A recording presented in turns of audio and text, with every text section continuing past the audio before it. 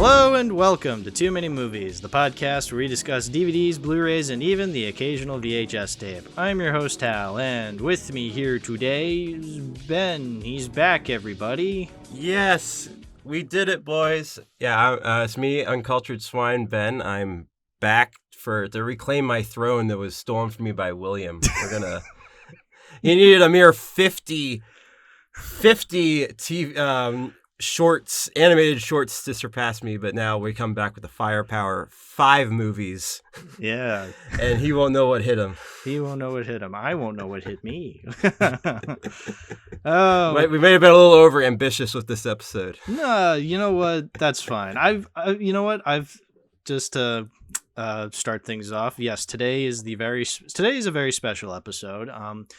I wanted to bring you back because you expressed interest with a new certain movie coming out recently that we kind of go back and do a little bit of a retrospective. And it worked out because I happen to have a bunch of the previous movies of this specific franchise. The Complete Adventures, are you alluding to, perhaps? I am alluding to the Complete Adventures. So, anyway, just to say the title of the franchise, Indiana Jones. We are talking about the Indiana Jones franchise because the new one came out.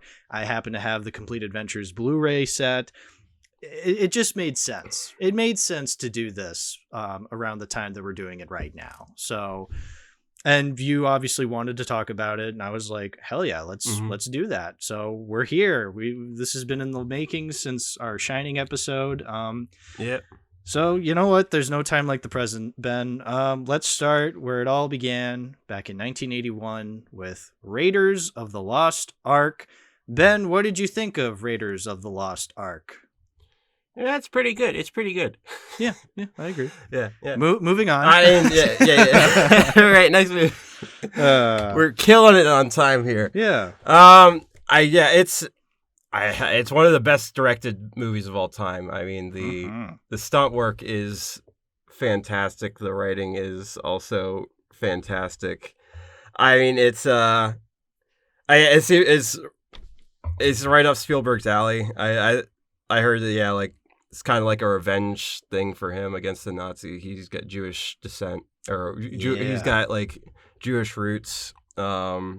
So yeah, it's really cool for like everyone involved to be able to put this together and just have it came out flawlessly. Oh my god, yeah, totally.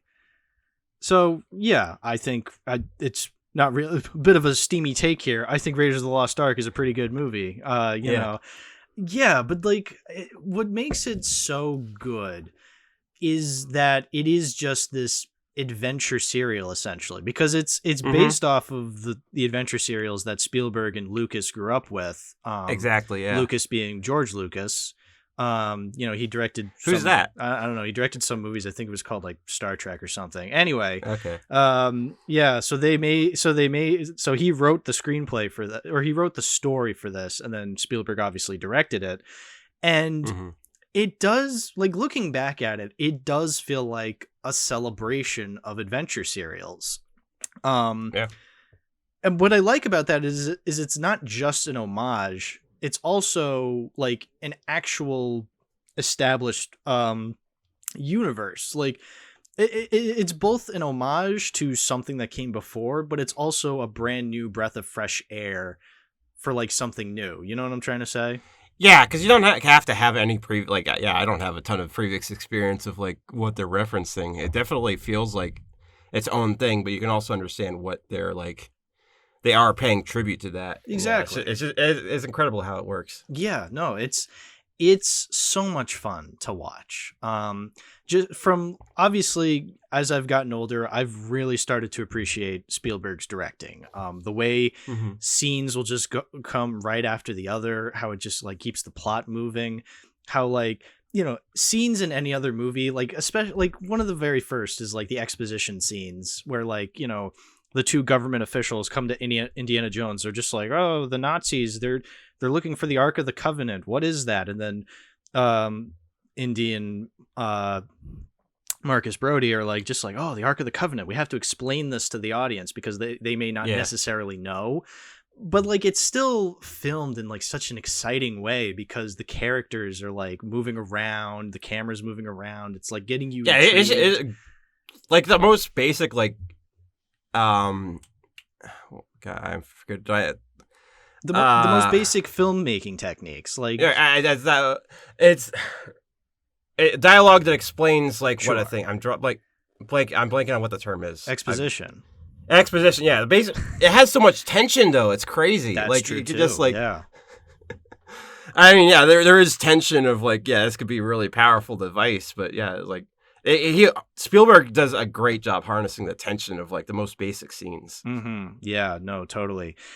Yeah, because like it's also very mysterious because you're just like, what the hell is the Ark of the Covenant? Like growing up, I was not super religious, so I didn't really understand that. But like I at least knew that it was like an old relic, and that like, you know, even just having scenes of like, there's that scene later on where Sala is just like, it was not meant for men to disturb or something like that, and you're just like, ooh, like interesting. Like, what is this? This is so cool. And so. Yeah, you don't really need to know a whole lot about religious history, archaeology, those old adventure serials that Lucas and Spielberg clearly grew up with. Like, you don't need to know any of this, really, to get something out of Raiders. Like, you can just watch it on its own and get so much out of it. You know, I love the action a lot in this movie. Like, some of the most iconic action set pieces in any movie are coming out of this movie. Let's start with like the very first scene where it's like the boulder scene, like so iconic that it was in Chicken Little of all movies.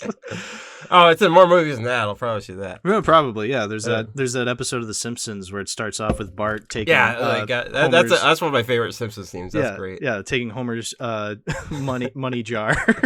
Yeah. And then he's like falling down the stairs. The Doromatic. Yeah. It's clever. It's so clever. But yeah, no, that's what makes this such an iconic scene, is that like, you know, The Simpsons can parody it and you get like a similar feeling from it, because you're just like, oh, I love that scene from Raiders of the Lost Ark. Back when Simpsons could parody out of love and not just parody to parody. Yeah, exactly. One thing I really like about that opening, and because I remember being a kid and being really freaked out by it. So I watched it like as a kid. I watched Raiders, and I remember I was with my dad, and we got to the scene where like those arrows like come out of the wall, like these spikes come out of the wall, and then like that skeleton appears, and he's just like, and like, you know, Alfred Molina's character is like screaming his head off, and Indy's just like, oh, I know this guy. And I remember just being like super freaked out by that. I'm just like, oh, it's a skeleton. And I'm like, oh, maybe it won't get any scarier. And then the one scene that really got me was when Indy like escapes. He like gets abandoned from Alfred Molina's character because he's just like, adios, senor. And then but then Indy ends up getting out of it, but then he like finds Alfred Molina's character's died, like because he got stabbed by those exact spikes. And that really got to me as a kid, because I'm just like, oh, like it really like just comes out of nowhere for you. And I'm just like, oh God, like this is such a scary movie. And then my dad was just like, oh, wait until we get to the ending with the melting faces. And I'm just like, oh, melting faces. This movie's going to totally destroy me.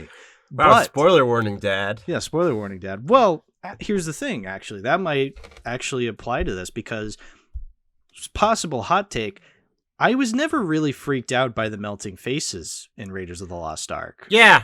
I'd agree with that. Yeah. Like, I love that scene. I think the effects on it are flawless. I love how, like, deranged and brutal it is for a PG movie.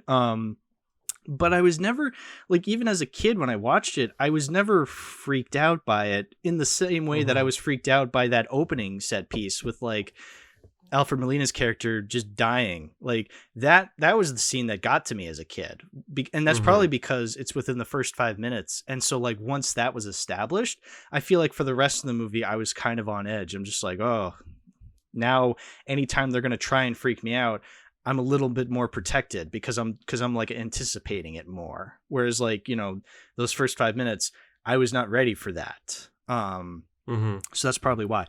Again, I think the melting faces scene is fantastic, obviously very iconic, and still looks really good. Like, I'm still like blown away by the effects of that scene because they look really, really convincing. And I also really like the idea that it's not just the same way that like those faces get destroyed. Like the Nazi general, like his face kind of like sucks into itself. You got what's his name? Like Major Tot, the guy who gets his hand burned, like his face just like straight up melts. Like, that's really cool. Yeah. And then you got Belloc, whose head just explodes. Right. It's all really, it's varied, and I really like that. Yeah, and like not to cut ahead too much, but I do like also you got like in Crusade, like they have the different way for what's his name, like where he just like ages, like that's a really cool effect too, which we'll get to that later. Yeah, we'll get to that. Appreciate like but no, I agree. As far as like effects go, I would say this is like the cleanest from beginning to end of like the Raiders of the Lost Ark has the cleanest effects because like you'll have like awkward moments and like where they have like green screen and other stuff that don't.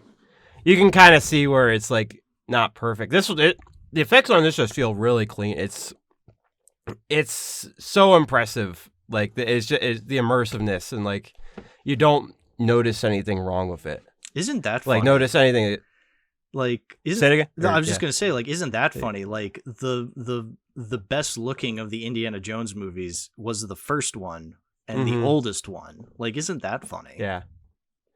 I mean, that might be because Spielberg wasn't a big fan of Temple, because Temple of Doom definitely has the roughest spots, and that was like Spielberg's least favorite of the original three. But yeah, there isn't too much wrong with Last Crusade. It's mostly it's like the boat scene has some weird green screens. Yeah, it's the effects on this are like flawless. Like as far as like a perfect like practical effects go, this is it. This is the one. Yeah, no, I agree. There's just so many good things, and the set design too. Like we were saying with like the boulder scene was like, it's just for like this one opening sequence is just this scene of like walking through this temple, but like it looks old, it looks dilapidated, like people haven't been in there in thousands of years because realistically they haven't, but like that's what makes it so interesting. Like this is just for like a one-off sequence at the beginning, but you're still putting all this love and attention into this set to make it look believable.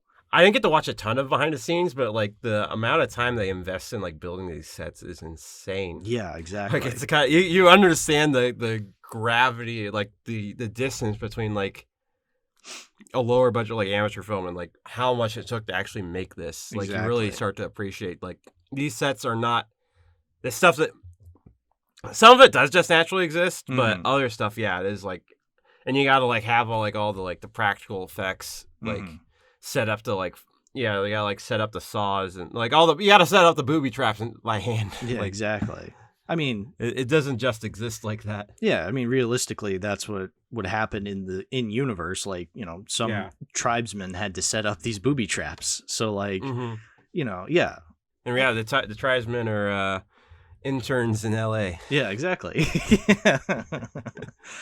I'm trying to think. So, here's something I wanted to bring up.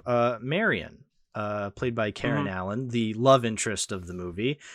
I really like her. I think she's a lot of fun. She's a very fun character to have in this kind of movie. I like that it's established she has a history with Indy, and so like they don't always get along. Kind of questionable for your history. I guess so. Yeah, that's true. But I like it is kind of hinted upon that she was underage, so that's kind of unfortunate. But yeah. It was the 30s. The film's aware of it. Yeah, the film is aware of it. That's very true. Very true.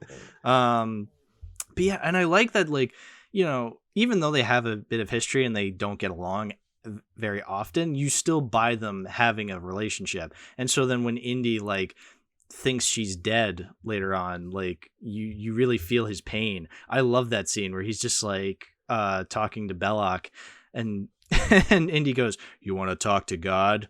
Here, I'll send him. I'll send us both there right now." It's like, holy shit, dude! Like. You. And then a bunch of kids come really in hit like hard, the next shot. Yeah, it's just like, whoa. Timing there. Yeah, no, this movie, it doesn't hold back, and I appreciate that. It's just, it's so good. You talk about something, please. Sure.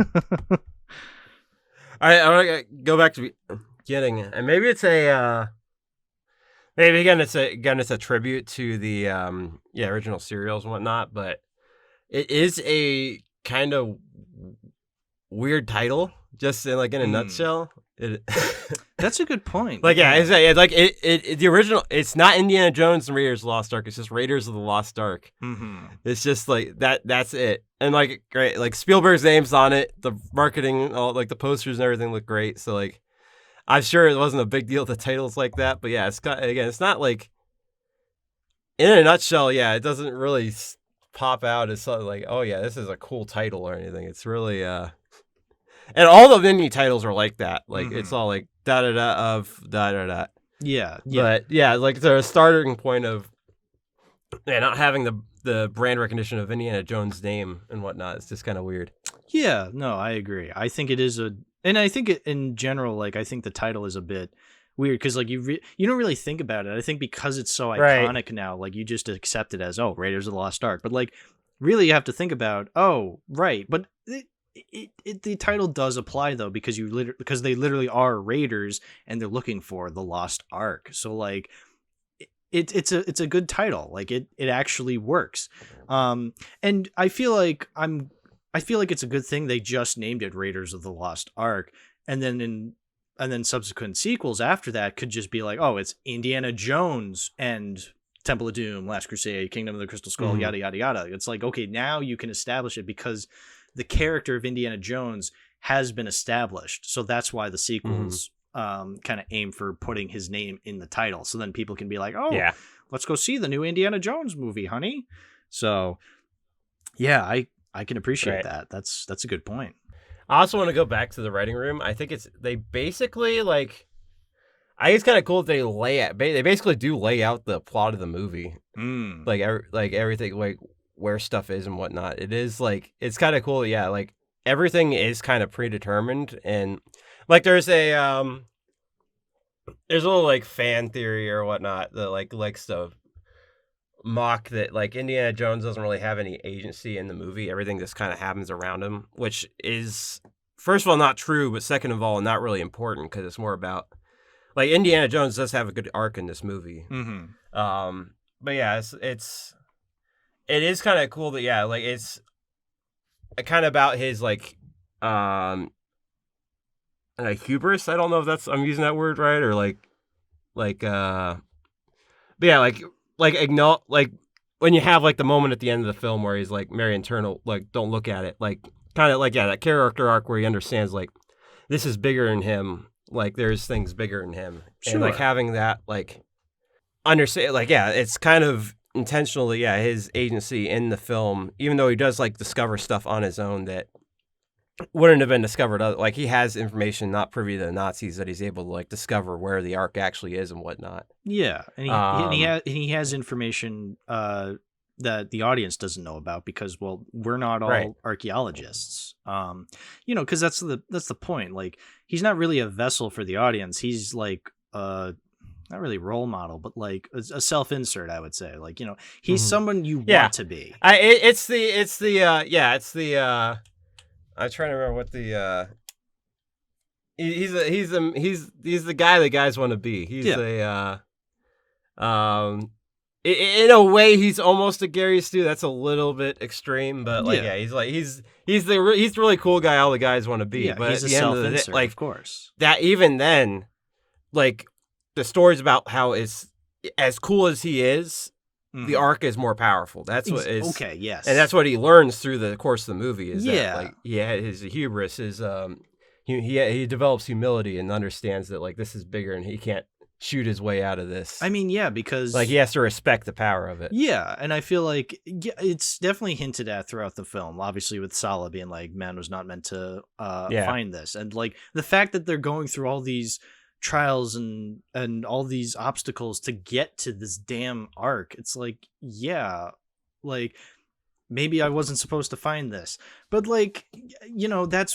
if he didn't find it, the Nazis would have. So it's kind of one of those it's that balancing act. You're trying to keep it away, but also understand. And that's why, the ending is so brilliant. Like, Indy's not the one who opens it. Like, he's just kind of there when they open it. Yeah. But he's still smart enough to figure out I shouldn't be looking because, well, the power of God like intervenes at that point. Because Indiana Jones has done all he could to, keep the Nazis at bay. But now it's time for a little religious powers. Maybe you know what I like about that is that you're not exactly sure what happens at the end. Like, right. A bunch of ghosts start flying out of the Ark, but then like this fireball like shoots up into the sky. Everybody gets like lightning struck through their chests, like, and obviously the three guys get their faces melted off. So like, but it's never explained what that is that's killing them. Like, is it really like the power of God? Like, that's just so massive and extreme that like the human mind cannot comprehend what it's even looking at, and that's why everybody like explodes. I like that. I like that it's not explained. Like, it's just because some things we just were not meant to tamper with, and that's what we've been warned the whole time. So like it ties back to that. It's a great way to end off a story like that, to end off this kind of adventure story. Yeah, I guess like if we're around the end, I also want to. I find it. Yeah, also, obviously after that, like the way it ends, where it's like I think the ending where they're putting it away in the warehouse is also like it feels like I'm really curious to like what he was going with, like, because like obviously like it's like everything about that kind of shifts off from where the rest of the movie is going, like like I guess like atmosphere wise, and like as far as like I guess he takes more creative liberties. Like, that's, like, a little less of the known. You can assume that, like, the United States government has a warehouse, but, like, you don't... But, you don't, like, all the unknowns are, like, what's in this warehouse. Like, it's taking a lot more, like, fantastic... I guess it's a little more fantastical, unless it isn't more fantastical. And obviously, like, they're going to revisit that room in Crystal Skull. Yeah, I mean, but, I think... Yeah, it's if you... Go ahead. I was just going to say, I think what that scene is saying is essentially a similar... thing is like, the power of God coming out of the Ark generally, because it's just like, they're just like, oh, congratulations, Mr. Dr. Jones. He's like, but we want to study the Ark, and the government guy's just like, oh, don't worry, we have top men dealing with it. And he's like, who? And it's like top men. So you're just like, okay, like this is beyond our pay. Like we genuinely can never understand. So it's like, well, I guess that's the end of this adventure, like that we've gone as far as we can go realistically. So I think that's like, I mean, it could just be a convenient way to wrap up the story. That too. You know what? Yeah, it feels a little different. Yeah, it could be many things. It could be one thing. The movie doesn't really stay within that. Like, it actually it ends where it ends, and I feel like that's as good as we're gonna get with it, and I like that. So yeah. Do you have anything last minute you wanted to say? I have one thing I want to mention. I also want to discuss, like, it's kind of a popular thread to, like, I felt this way for a long time at, like, Last Crusade I'll go ahead and mention it here. Yeah, like, Last Crusade is my favorite film. And I think it's usually between either Raiders or Last Crusade. I feel like it's... Because I think that Raiders is definitely the better film. It's just tough because, like, everything is so, like... Everything in this film is so iconic that it almost comes cliche to the point where I do appreciate the more, like... the less appreciated stuff in Last Crusade to the point where I do like that film more. Yeah. Where it's like... Everyone, like, every scene, just every scene in this movie is so iconic that it doesn't really feel, like, special. Almost. It almost doesn't feel special that you're watching it. I mean, I still feel that special feeling when watching I do. I'm just saying, like, it not to the same degree that, like, Last Crusade. Sure. Which I don't think probably isn't as good of a film, but just because it's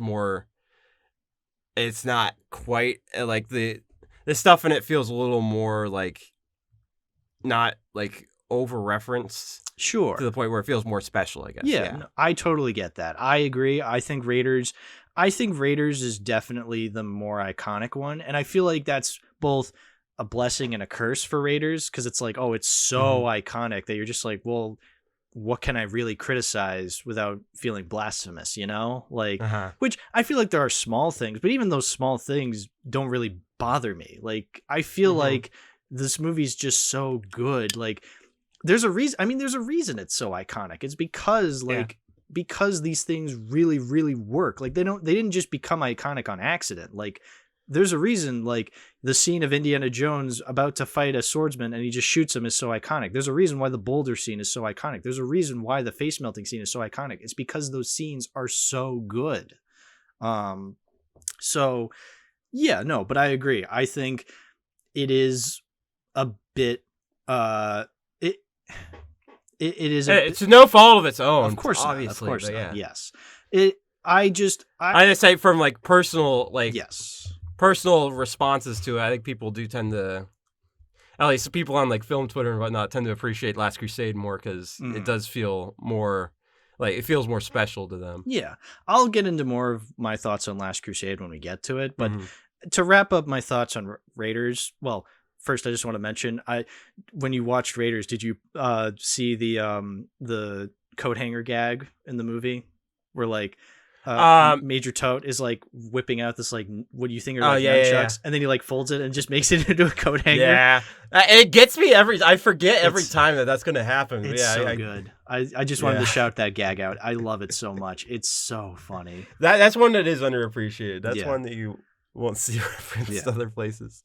Yeah, but you know what? Exactly what you said. I keep forgetting that that's a scene in the movie. Like, but that's what makes the movie so good, is like, yes, you have those iconic bits that are parodied to death, but you also have the stuff that you forget about that you can rediscover when you rewatch it every time and can still appreciate it. Like, that's the thing with this movie. Yes, it's iconic. It's been parodied to death, and it's up there as one of the most famous movies in film history, but yet you can still go in having seen it a million times like I have, but still find things to appreciate and still things to love about it. And so even though it's not my favorite of the Indiana Jones movies, I'll get to Last Crusade, I still love it with all my heart. It is one of my absolute favorite movies of all time, as it is for a lot of people. So I love it a lot. That's all I have to say about it. So yeah. It's really, really good. Surprise. I'll give this one more shout out to us. It's really cool that I need to review the names. The guy with the Nazi with the glasses and the, like, is always dressed in black. Major I think Todd. It's really cool that the reveal that, like, the dial was sculpted into his hand. That's really clever. Yeah, I really appreciate that. That's a good shot. How he just approaches the camera. He's just like, Heil Hitler. And you're just like, whoa, it's burned into his hand. Yeah. It's great. Great stuff. Yeah. All right. Do you want to move on to Temple of Doom? Sure. All right. Let's talk about everybody's favorite Indiana Jones movie. Nobody dislikes this one. Everybody loves this one. It's Temple of Doom. I'll start things off with Temple of Doom. I understand this one was a little controversial in its day, in that people were really weirded out by it. They were just like, this isn't Raiders. What the hell is this? You know, George Lucas was going through a divorce, so he wrote this, like, really dark and depressing movie. And Spielberg famously just had little to no interest in it. He still did a good job in, like, directing it. But, like, he clearly didn't have as much passion for it as he did for something like Raiders or Last Crusade or whatever. Despite all of those things, I really like this. I think Temple of Doom is really, really fun. It is a bit ridiculous and super dark, but that's why I like it. Obviously, out of the original three, I think it absolutely is the weakest, but yeah, I just think it's really fun. I really do. But yeah, you talk about it. What did you think of Temple of Doom?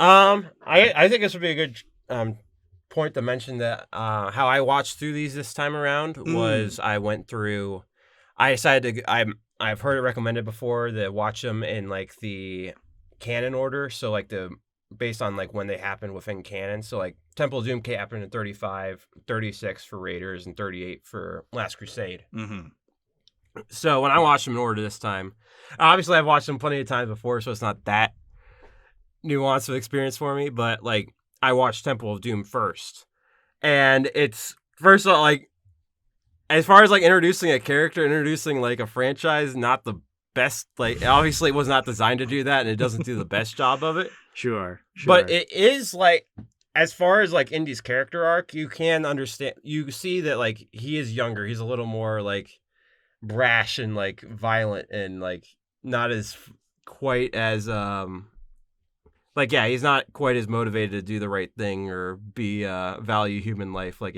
he's threatening Willie. He like is like stabbing Willie with a fork to get what he wants. That's a good point. Yeah. And you can like I credit to like Lucas or whoever else was writing this. So like they do have they do account for like Indy's character of this being a little younger for him. Mm-hmm. And I think that's cool. I also think that like connecting point. I do think it doesn't really do anything for Last Crusade. That's still like the last one you watch. Mm-hmm. I guess there's a little more like I didn't really feel anything different there, but it is cool like. Once you get into Raiders, like the opening scene is like just an excellent. Yeah, I'm going to be giving Raiders more praise here. Yeah, like the opening scene of Raiders introducing a character, you can't do better than that. Just like following the silhouette around, and then you find like someone pulls a gun on him, you whip. Of course, like immediately like reveal the whip and then his face. Reveal the whip and then face immediately. You can't introduce a character better than that. Mm-hmm. But I do think it's also cool that. Like, given that we know, like, we get to experience Indy through this, a more, like, baseline, like, we don't really see his... It adds more to the world building of Raiders that you kind of get the slow burn of learning about Indy in this one, and then, like, you get to see, like, him on university and doing his teaching job. Like, it's revealed in the next movie, and that's kind of cool. Yeah. Outside of that, like, there's not a ton, but I thought the world building aspect was pretty cool. Mm-hmm. So that's just my little aside about watching it that way. Yeah, that's cool. That's cool. Because it just does like provide a different angle of like. Oh yeah, totally. Indy's just like out on his own, kind of, and we don't really know what's like. Yeah, we get to experience like like what's he doing when he's out on his own, like securing funding for like getting random stuff, and like, we saw that in the beginning of the first one, but this is like a little more standalone and like a lot more like the dangers of like. Oh yeah, he'll trade one priceless artifact for another priceless artifact and whatnot. And like he's got to like make money to support himself or whatever.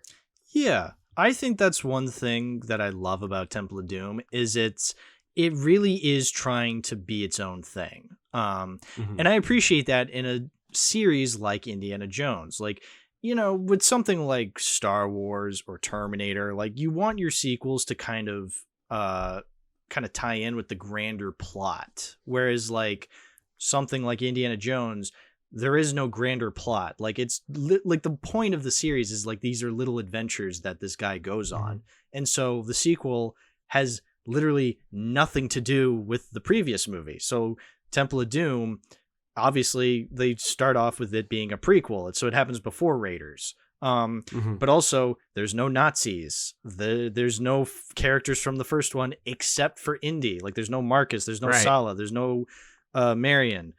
We have entirely new characters to go off of, and there's no university. Like so, it's really doing its damnedest to just show you that this is a serialized franchise, or at least. It was trying to be at one point where it's like, okay, we don't need to retread the same things that Raiders did.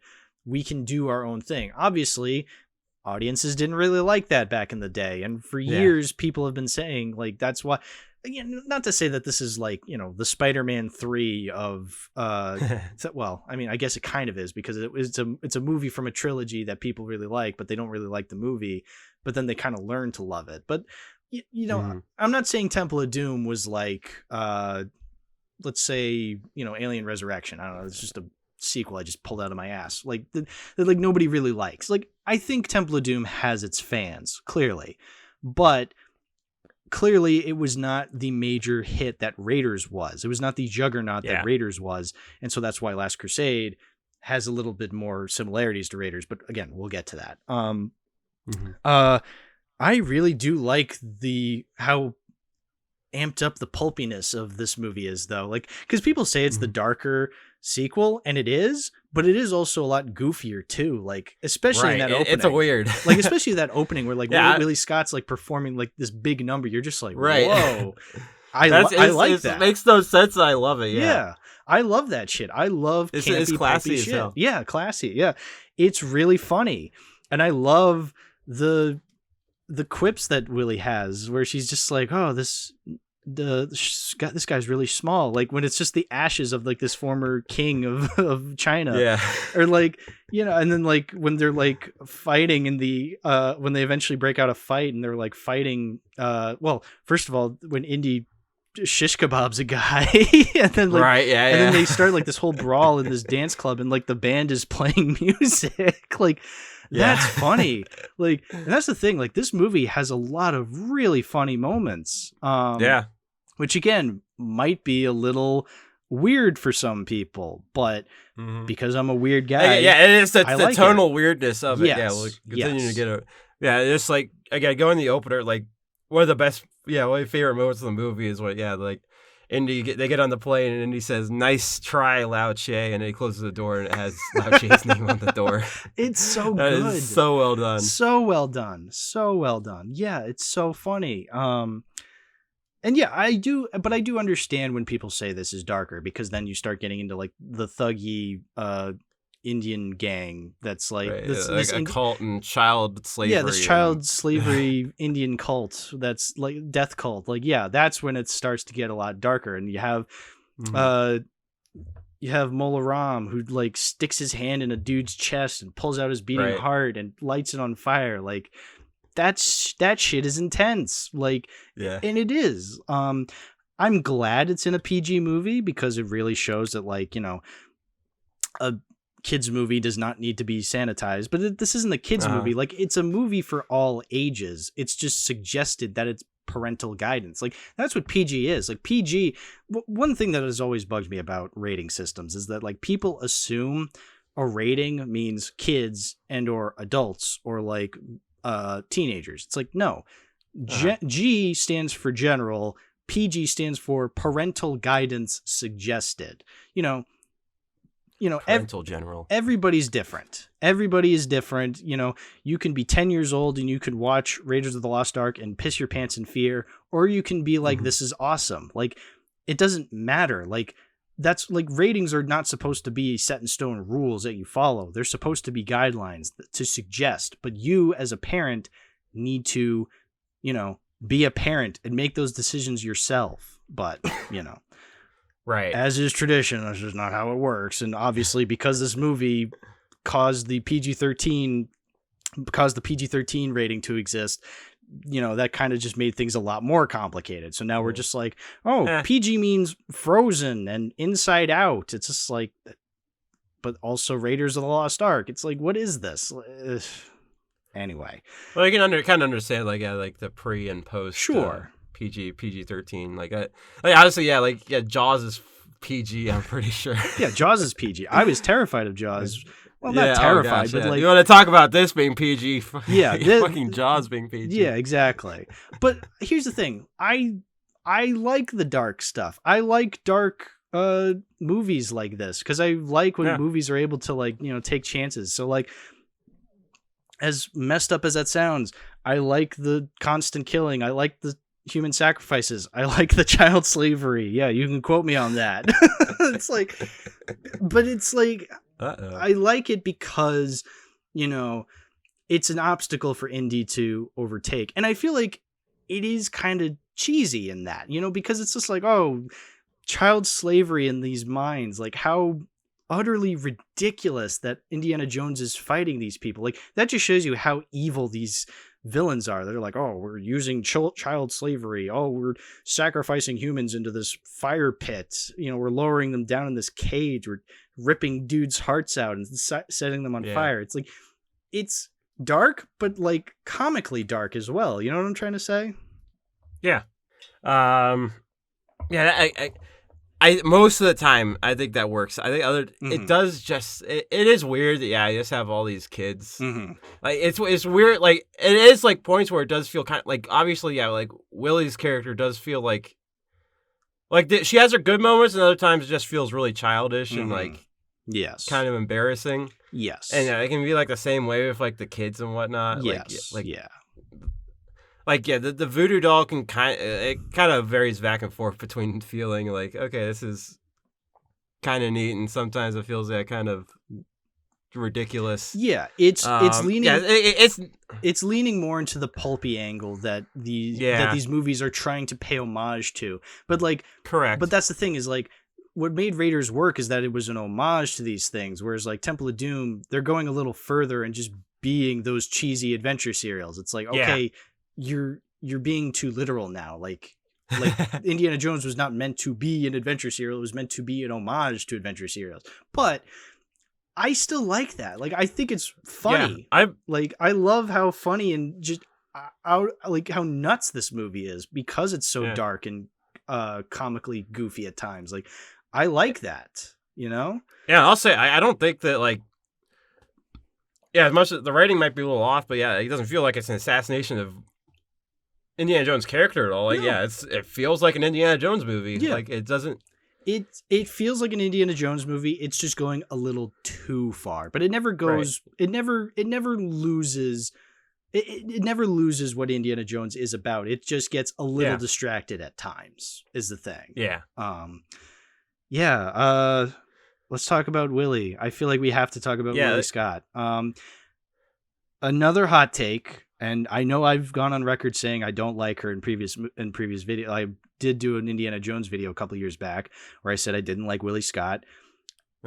She's kind of grown on me. I think the more times I've watched her, I've definitely learned to appreciate what they were going for with her of being this really annoying damsel in distress who's the complete opposite of Marion Ravenwood. I like that she's not like just another Marion Ravenwood. I like that she's just this goofball who just has no idea what the fuck she's doing. Obviously, it is a case of maybe it wasn't done the best. Like, obviously, George didn't really do a good job at writing this character that he was trying to make a parody. So I understand why people still didn't like it, because it's like, oh, she's supposed to be annoying. It's like, okay, well, she's still annoying, whether or not it's intentional. If anyone can write a good woman character, it's a man going through a divorce. Exactly. No, so I understand why it doesn't work and why people have famously said Willie Scott is one of the most annoying characters. I understand completely where they're coming from. I think it is just a case of I'm used to it at this point, so I don't really mind her anymore. Like, I've kind of gotten over the initial annoyance. It's like Jar Jar Binks in Phantom Menace. It's like, yes, he's annoying, but like I'm kind of over his annoyance right now because I've seen him so many times that I'm just kind of used to it at this point. Where like I think that's a little extreme, but I definitely see where you're coming from. Sure. Yeah, I wrote down in my notes that I don't hate Willie is what I wrote in my notes. That's kind of she definitely gets annoying, but I don't. Sure. I think people overdo it a little bit. Sure. I think it's like, people like, this is like the least popular of the original trilogy. And I think it has the most iconic side characters. Yeah, that's very true. We'll get to Short Round later, but I love Short Round. Like, Willie's kind of iconic for how much people don't like her. Yeah, exactly.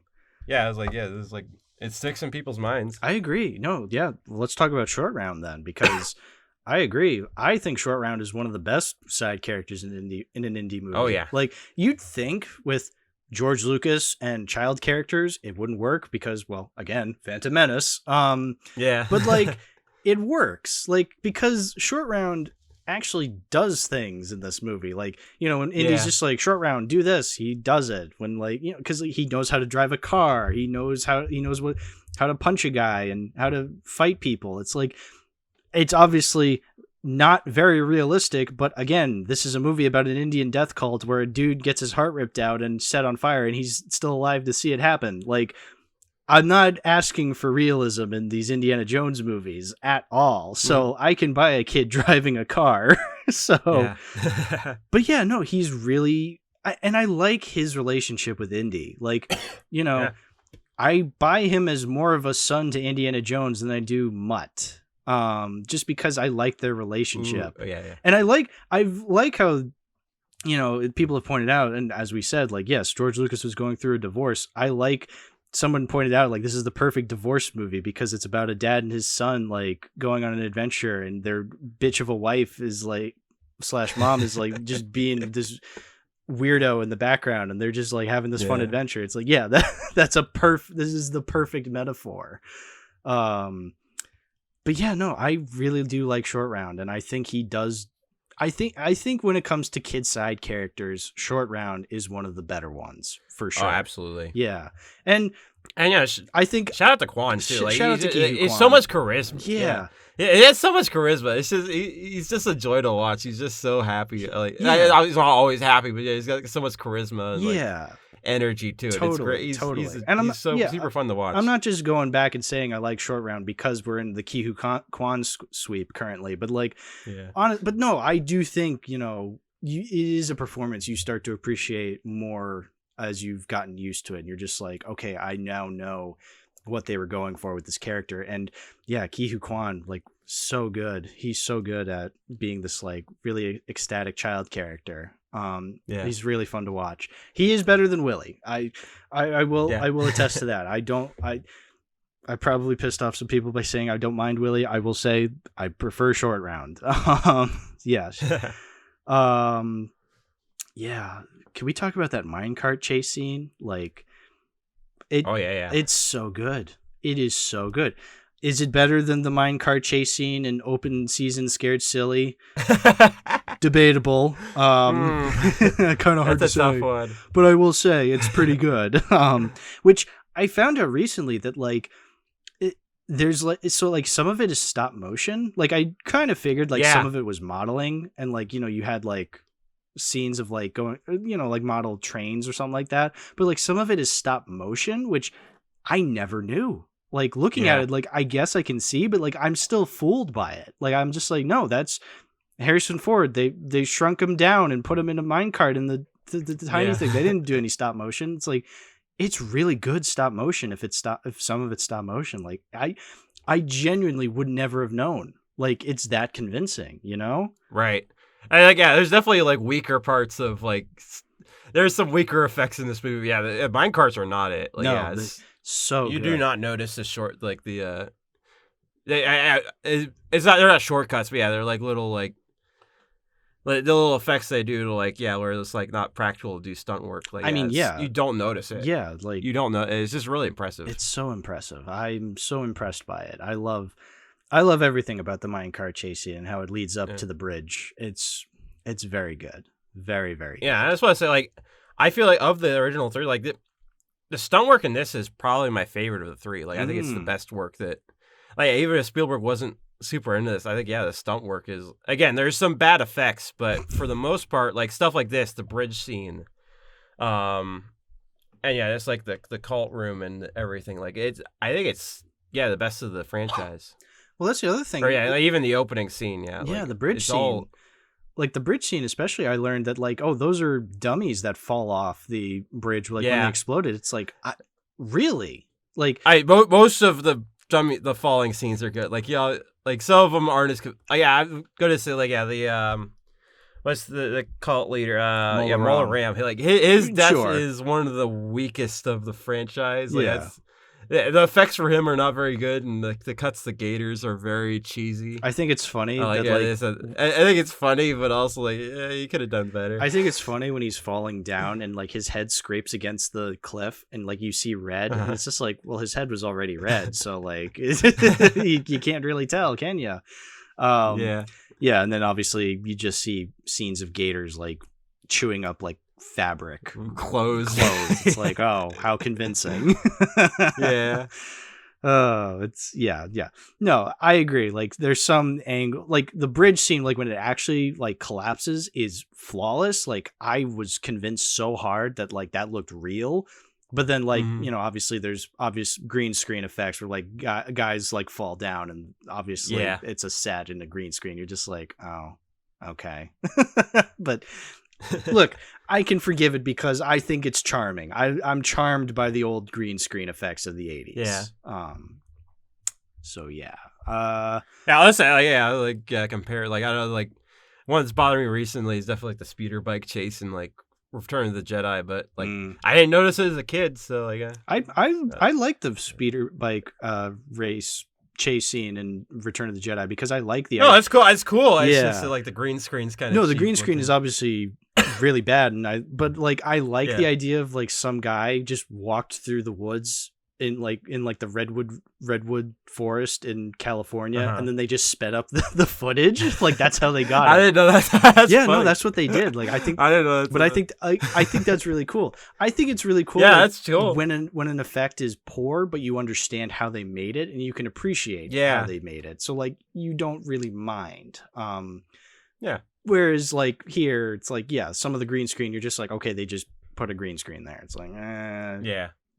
Whatever. I think it's charming looking. I'm fine with it. Yeah. I don't know if there's really much else I can say about Temple of Doom. I just think it's really goofy and comically dark, and I'm okay with that. Obviously, I like the other two more when it comes to this original trilogy, but I still really like it for what it does, you know? Yeah. I think I also noticed that make another comparison to Star Wars. I think it's interesting. Like obviously one of the more noticeable, iconic, or one of the more good changes to that people like to talk about in A New Hope is when they have when Han Solo is chasing the stormtroopers, and then they just turn the original one. They just turn around and start shooting back after he chased them for a while. And then Lucas changes it in the special edition, so there's a big room of stormtroopers he runs into, and then they start firing back. I think you'll note. What I notice in this though is that Lucas learned from it in Temple of Doom, because you'll have when he's chasing the he's chasing that when he gets the he's fighting the guys with the swords. Like initially, they have the gag where he goes for the gun again, and he doesn't have the gun. That's a brilliant call. That's great. Yeah. Then once he gets a sword and he starts chasing them, when he gets to a gap again where he runs into a large crew of the bad guys with swords, and he has to start running it. Like it's very similar to the New Hope gag, but again, it makes more practical sense than the original what he originally did in A New Hope, and so I feel like that's something where he initially learned from it. Yeah. That's where he did it again with the special edition. What I like about that scene in Temple is just how he's screaming, and then he goes up to the camera and it's playing da da da da, and then he runs away, and so it doesn't finish it, and that's when you start seeing the guys. So it's a surprise for the audience. It's a good way. That's a good gag. Yeah, it's filmed brilliantly. I love that.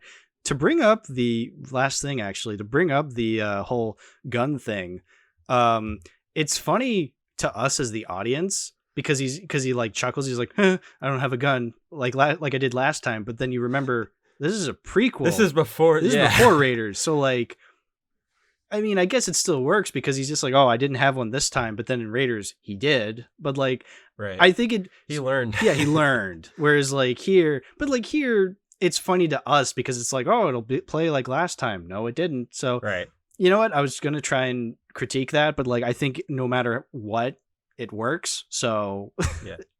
You know what? It's fan servicey, but sure, I appreciate it. But it's clever fan service. It's not a detriment to the story. It actually, it's just a quick little thing for the audience to laugh at. Which I did. I think it's very funny.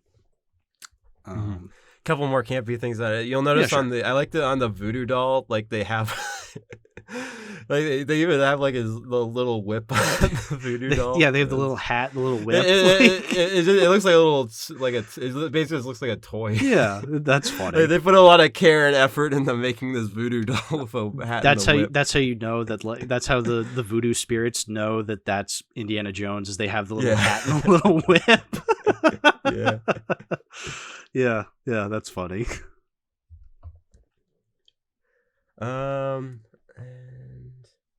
I do I like a couple more things with Willie before we I I do like the gag where she has the yeah, they have like the recurring like elephant trunk that keeps getting on her, and then they have the snake that falls on her and she throws it off because he thinks it's the elephant trunk. I like that she's like the scaredy pants, and then like the one time the one thing she's not scared of is the one thing Jones is scared of is like the snake. She's and not because she doesn't know that he doesn't. That's true she too. Doesn't know there's a snake. That's true too. But it's played well. It's played very well. I love that. I love the back and forth. The waiting game where they're both waiting for the other to. I think that's also played pretty well. Yeah, how he like busts in to make sure there's not a thug in her room, and she's just like, Indy. The sexual tension scene is done well. It's so funny. Yeah, no, I agree. Yeah. Well, please be gentle. Yeah. Oh boy. Yeah. Is there anything else? Yeah, I think got about everything I wanted to talk about. All right, great. Yeah, Temple of Doom. It's not the best, but no, I wouldn't say it's as bad as people say it is. Yeah, like the overarching arc theme is like they said, is like the fame and glory. I think again, like it's a nice little like I guess like appetizer to like what they like the arc you get in Raiders. Like it's not like it's not impeding on what he develops in Raiders, but like it's not yeah, it's kind of just like its own. Like since it's a prequel, you don't want to do too much. But yeah, it's like you do get a good arc out of it, and yeah, like it is a nice ending where yeah, like they get all the kids come home. It's a nice scene. Yeah, and yeah, you appreciate it. I agree. I wholeheartedly agree. All right, you want to move on to Last Crusade? Crusade. All right. Well, Indiana Jones #3, The Last Crusade. I'm just going to say it. I really do believe this is my favorite Indiana Jones movie. I'm a hardcore Last Crusade fan. I got to say it. Even though I grew up watching Raiders, I've been converted to Last Crusade wholeheartedly. But Ben, what'd you think of Last Crusade? Like I said, I've always been a huge fan. Like yeah, it's hard for me to say which one's my favorite. Like again, they're both. This one it definitely has like it's. And I'll say like the stunt work isn't quite as aggressive as the first two, and like that's what I say is like kind of the downside. But yeah, I love the humor. I love they brought in Sean Connery. That it's a really fun movie. They got a lot of great gags in it. I think that's what I really appreciate. And the stunt work's still good too. And yeah, you see like. Indy has developed like Indy isn't the same character he was in Raiders. Like you do see like the character is different, and they do still have an arc in it. But yeah, it's I guess they don't literally have or no, the arc is in this one. It's in a picture. Yeah, they pass by the cave painting. Pun there. That wasn't what I was saying. That he has a character arc, and I decided to make a pun, and then I realized it didn't really work.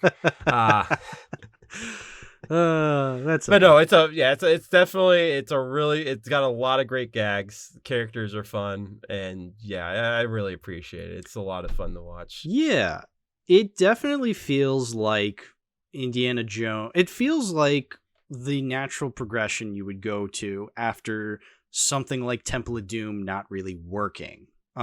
Which obviously, again, Temple of Doom, it wasn't like a mega disaster. Like I don't think people truly despise it on the same level as something like I don't know the prequels or like other big bombs, like right. It was a well enough success, but it wasn't gangbusters like Raiders was. And so when they went to do Last Crusade, one thing you'll notice, and I especially noticed this like one of the times I was rewatching Last Crusade, I'm like there is a lot of similarities to Raiders, down to like the very opening where like they have the text be the exact same as the text in Raiders when it's like it's like the black with like the white outline. It's exactly like Raiders, but and then obviously they went back to the Nazis. Yeah, they have the Nazis again. They have a scene of Indy at the university. They brought back Marcus Brody and Sala, so like. They're bringing back, and obviously the Holy Grail, it's another religious artifact, like the Ark of the Covenant. Yeah, so like you have all these similarities to Raiders. Now, if any other director took on this movie with all these similarities as the previous one, it would suck. It would be a rehash. It would be awful. But guess what? They brought back Spielberg, a guy who understands how to do these things well. And so we get this movie that, yes, does feel a little similar to Raiders, but in a way that feels like an evolution of the things that were done in Raiders. Like, and in a sense, it's not just, you know how I was saying like Temple of Doom felt like it was getting a little too literal in being an adventure serial. Like this one pulls it back to being where Raiders was with the pulpiness, but like it also kind of uses the things that a Hollywood movie would do with like narrative character arcs and like having a little more emphasis on the emotional and dramatic arcs for these characters. You know, Raiders, say what you will, is not a terribly complex movie. This one, I feel like, does have that complexity in its emotional moments and dramatic depth. Like Indiana Jones is not just the cool, suave Indiana Jones that we knew in Raiders. He's kind of an emotional wreck with his father because he's just like, Dad, you were never there for me. Like, what the hell? You know, but also he's going on an adventure to find a relic that essentially ruined his relationship with his father. Like the Holy Grail is something that his dad was obsessed with more so than he was being a father to his son. And so this Holy Grail is kind of a sore spot for Indy. But like, you know, that's just what makes it so brilliant. And him going on this adventure to find this relic to then kind of close these holes in their relationship. It's really cool. You talk about something because I think it's interesting. Like whole rant. It's interesting to like see reviews like from back then where people actually were like critical of the fact that it did have like a character arc and like emotional moments and whatnot. I think that's interesting. Yeah, that people didn't want the. Well, because here's the thing. They did just want the serialized. Well, because here's the thing. It's like I could agree to that if the character arc wasn't good. Like if they half-assed the character arc in Indy, it's like, yeah, of course I wouldn't want to see that. But like because it's a good character arc and you actually buy this for this character, it's like, okay, I don't mind that. Like, yeah, it's not the serialized tough guy, but like, it's still a good character. Like, I like that Indy is kind of a, he gets really annoyed with his father just like mucking about. Yeah. Like it genuinely shows his human side. Like, again, if this wasn't a good character arc, I would agree to that. It's just like, it's a great job of like, this is how you like, movies can, get like, caught up in like sequels and whatnot of like having to a lot of writers don't understand how to like develop a character already after they've already had an arc, and some of them like just retread the same one from the first one or just like introduce something completely out of nowhere. This feels like this picks up for where he was at the end of Raiders. And I think really like it does a good job of like introducing a new dilemma because like he's not really interested in like the rail's not something he's really interested in pursuing. He's kind of like reluctant the entire time. But if the movie finds good ways of external motivations that like create that that create the conflict. Like he has to go. Obviously, they introduce his dad. They introduce that and like they introduce that he's fighting the Nazis in the end and whatnot, and like having like all these different things that he's like you understand like he absolutely still has like all the same developments from the last one where he has like that more humility, and you have like the scene where what's her name? What's her name? The Nazi lady. Female? Yeah, Dr. Elsa Schneider.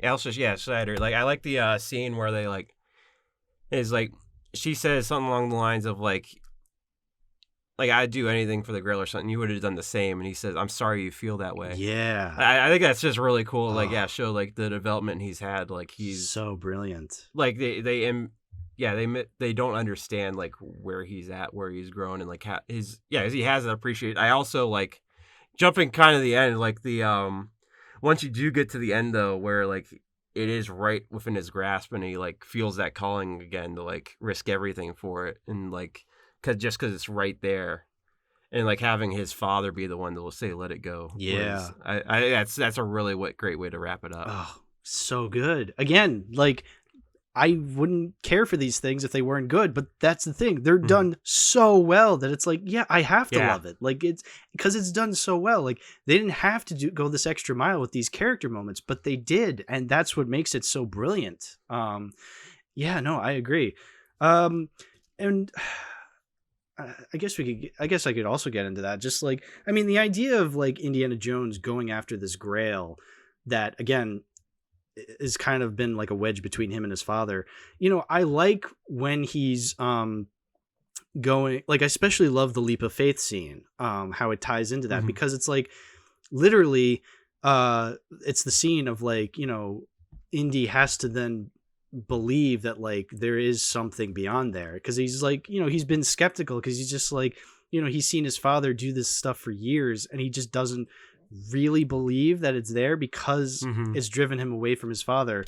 But because, you know, that's one of the best scenes of how he has to just be like, you know what, like I need to put my faith into this, because if I don't, my father dies and all of this was for nothing. Like that's why, like, you know, he just has to be like, all right, you know what, then I need to believe, because nothing is going to get accomplished if I don't. And so he takes that leap of faith, and that's when you see like, oh, there was a bridge there the whole time, a bridge that just so happened to look like, you know, there was the exact rock formations on the cover, on the angle that it was. It's like, oh, isn't that convenient? But you know what, like it's convenient, but it's I am okay with it because it's you know, it really enhances the themes of the movie of so like I don't mind that it looks kind of ridiculous, but it's just so good. And yeah, like you said, how like it's his father who's essentially like, all right, you need to let go, because again, the whole movie, like even when we meet, because like, you know, we're given, essentially we're told that Indy's father is like this, because then we don't officially meet him until later in the movie. Well, I meet him in the intro, like, and like that's the intro definitely reinforces that fact. Sure. Like, yeah, you gotta count the 20 in Greek before you can. Sure, say you get this like kind of weirdo who's just like super obsessed with this thing, and he's like, I don't really care what you have to say, son. But then like when like Sean Connery is actually in the movie, like the way he acts and how he's like talking about the Grail, and Indy's just like, ugh, you see, like nothing's changed. But then like at the very end, he's just like, Dad, I think I can reach this Grail. But like, Henry Jones Sr. is just like, you know what? I've seen what would happen, like with the risks you're taking. It's not worth it. Let it go. Like the fact that he's the one telling him to let it go, like, that's brilliant. I think that's also, that's not like, I think that's more of, like, he's also having an arc. Like, yeah, he can kind of. Well, that's the thing. It's like they have the moment where Indiana Jones falls off. Like, they think he's falling off the cliff with the tank, and like, yeah, I think that's definitely a big changing moment for. His dad. That's a brilliant scene. How like, yeah, Sean Connery's just like, oh, all I needed was 5 minutes to talk to him. It's like, yeah, he's like, like it's brilliant. Oh my god, it's so brilliant. And I like that those are the characters that get the arcs, and someone like Elsa doesn't. Like, that just shows you why she's the villain, because it was her hubris that got the best of her.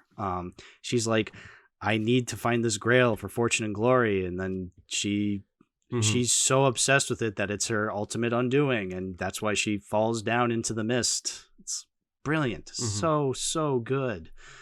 But you do feel kind of bad for her, because it's like that's what I like about this character is like, yes, she is a Nazi. You're not really supposed to feel bad for her, but like you get little hints of that with like the scene of her.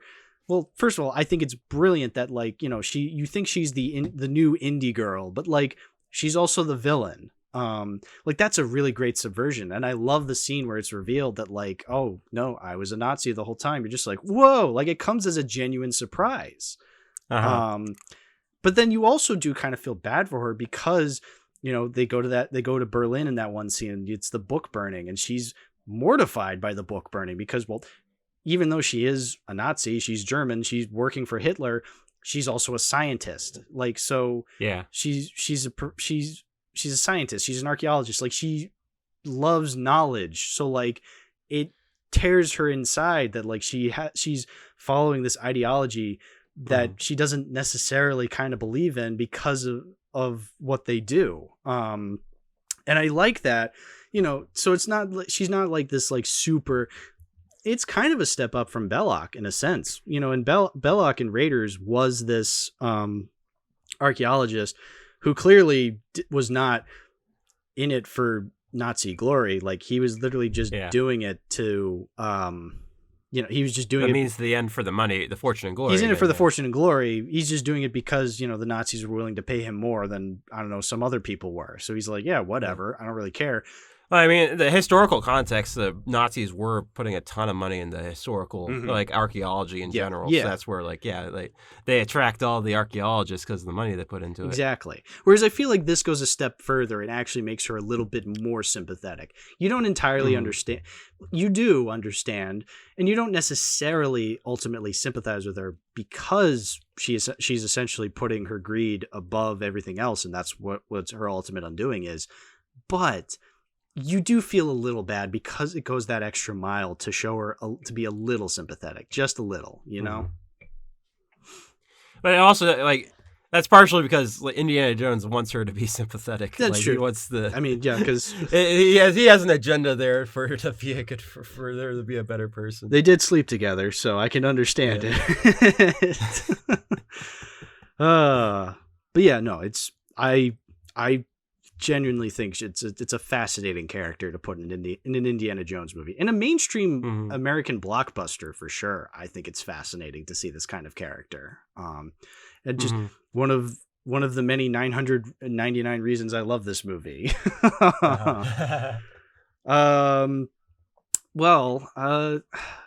Even just like the little things I love. Like I love Indy walking into that spooky castle that has like a lightning strike, like it's a Scooby-Doo movie. Yeah.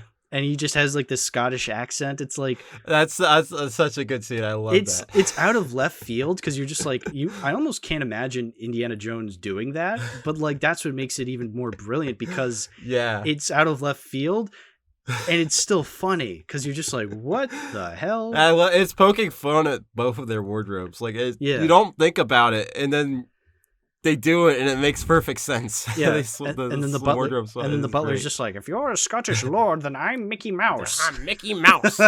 It's so funny. I love this. How rude. How rude.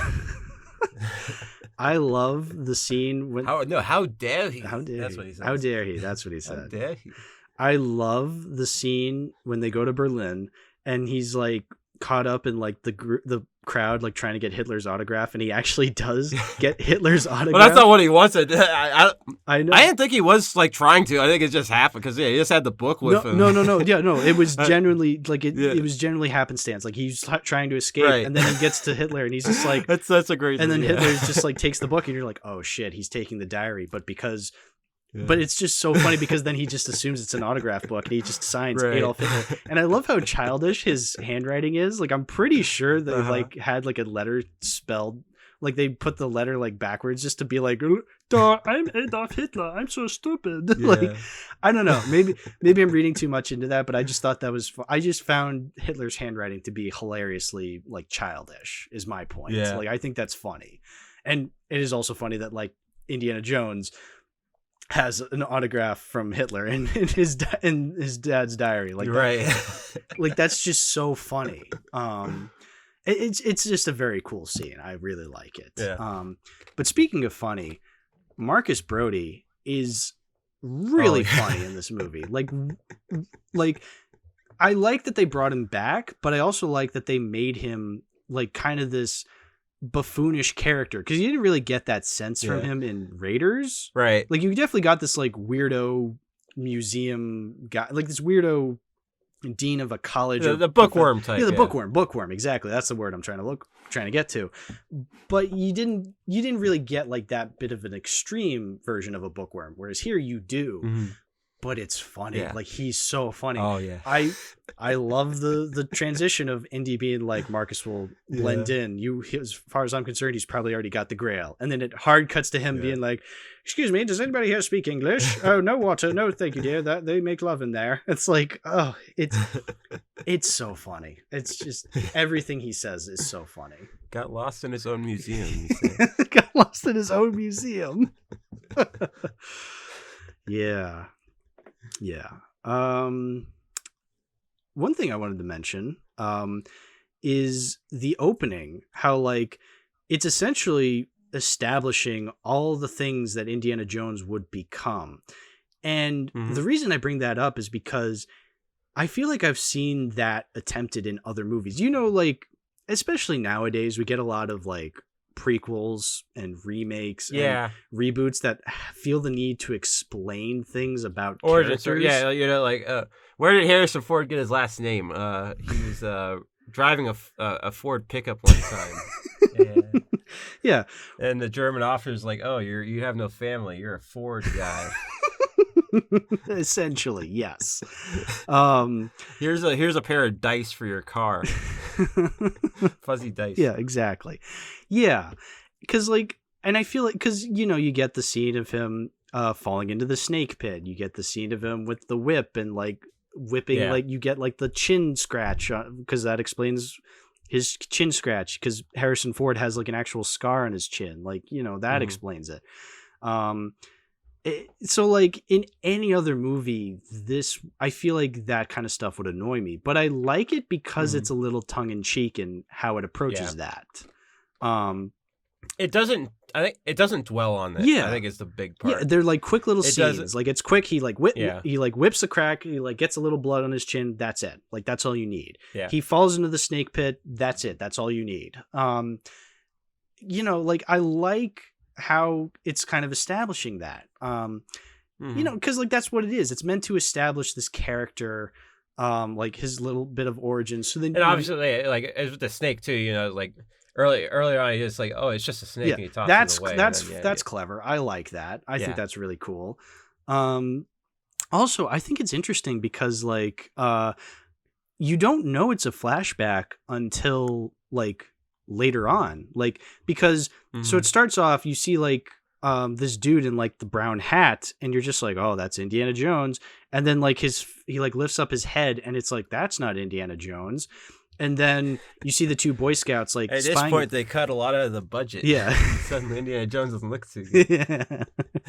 But then the Boy Scouts are just like spying on him, and like one of them's just like, Indy, who are these people? And then like River Phoenix lifts up his head, and then immediately it says like Utah 1912. You're just like, oh, like, that's clever. I like that. This is a pilot for a new TV show. Yeah. That's what's going on. Yeah. Here. Well, there was an Indiana Jones show. I haven't watched it. Well, yeah, that's what I said. Like Young Indiana Jones. Yeah, I've never seen it. I probably should have, but I did not have the time to watch any of those. I already watched 5 movies. Let's add another. Like 12 discs. Or something. Yeah, probably. Hey, wait a minute. This isn't the Complete Adventures if it doesn't have the Young Indiana Jones Adventures. Suspicious. They're ripping us off. Anyway, yeah, I'm trying to think of other things that I really like in this movie, because like, again, there's just so much stuff that I like about this movie. Like I was saying, like, it's Raiders, but like amped up a little. Like, and I feel like this movie could only work if it was a sequel to Raiders. Like, the only reason this movie does work as well as it does is because Raiders came before it. So like, it kind of needs to be that evolution in order for it to work. Because if you just watch this movie on its own, like, yeah, it's good, but like the things that make it work wouldn't nearly work as well if we weren't already established to who Indiana Jones is, you know? Right. Like, that's what makes it a good sequel. Like, Raiders is a good starting point, but like Last Crusade is a great sequel. And I feel like, again, it's the same thing as Empire. Empire would not work as well if you didn't have Star Wars to come before it. Toy Story 2 would not work as well if you didn't have Toy Story to establish it. You can still appreciate these movies because they're really well done, but you need that base core to establish it in order for these sequels to really elevate, in order for them to work. I feel, of course. Yeah, I just want going back to the opening scene. I just want to mention something I noticed on this watch for the first time. And that's when they're pulling him out of the lion's cage, and they pull him up, and then one of the bad guys pulls a gun on him. I was like, oh, damn, you guys are pulling a gun on a kid. And then they cut to the next shot, and it's immediately the gun's put away. I think they just messed up in the one shot, and they just changed it. Oh, yeah, we probably shouldn't pull a gun on a kid. Boy, sure, if somebody got fired for that blunder. Yeah. Yeah. And one other little thing I know, the blunders, when Indiana Jones says Jesus Christ and then he gets slapped, that's for blasphemy. His lips do not move the right way to say Jesus Christ. I don't know what he originally said, but it is definitely dubbed over. But I like that. I think that's still a good scene because it just shows how obsessed Sean Connery is. He's just like, that's for blasphemy. Like, but it just shows the difference between the two. Like, Indy's willing to say that, Sean isn't. Like, it's a great character moment for sure. I love the Zeppelin scene. I think I watched the Zeppelin scene when I was like really, really little. Like, no ticket. Yeah, before I even understood what Indiana Jones was, I think I saw that scene as like a little kid, like because I think my dad was watching it on the TV, and I just so happened to watch it. But then, obviously, now I've grown up, and I appreciate that scene a lot more. Yeah, no ticket. He just pushes the guy, and everyone's just like, "Oh, I have my ticket." That's great. This is just one of the best, like. It's one of the funniest movies that's been made. Yeah. It's so good. I think the jokes here are funny because they're intentionally funny, whereas like Temple of Doom is funny, but more so unintentionally at times, you know? Like, yeah, like I feel as though the comedy in this movie, kind of campiness, yeah, I feel like the campiness is more intentional, so like you're able to laugh at it and you feel like it's funnier in that sense. I don't know. Apples to oranges. I like the unintentional campiness of Temple of Doom at times, but then I also like the intentional funny jokes in this one as well. Right. Like the way that woman just goes alarm, like they're like in the fireplace. Like that's so goofy the way she says it. But every time I watch, like, is that really something that happens in this movie? Like, I know it's coming. It was like, it doesn't make any sense. Like, is that really? Yeah. Like, it's like she's like the one character in Austin Powers, like and she gives me like vibes of like that. I don't know Austin Powers super well. I don't know what the one like the Dr. Evil Dr. Evil's assistant or something like that. Yeah, I don't know what her name is, but yeah, like she gives me vibes of that character. Yeah, no, I agree.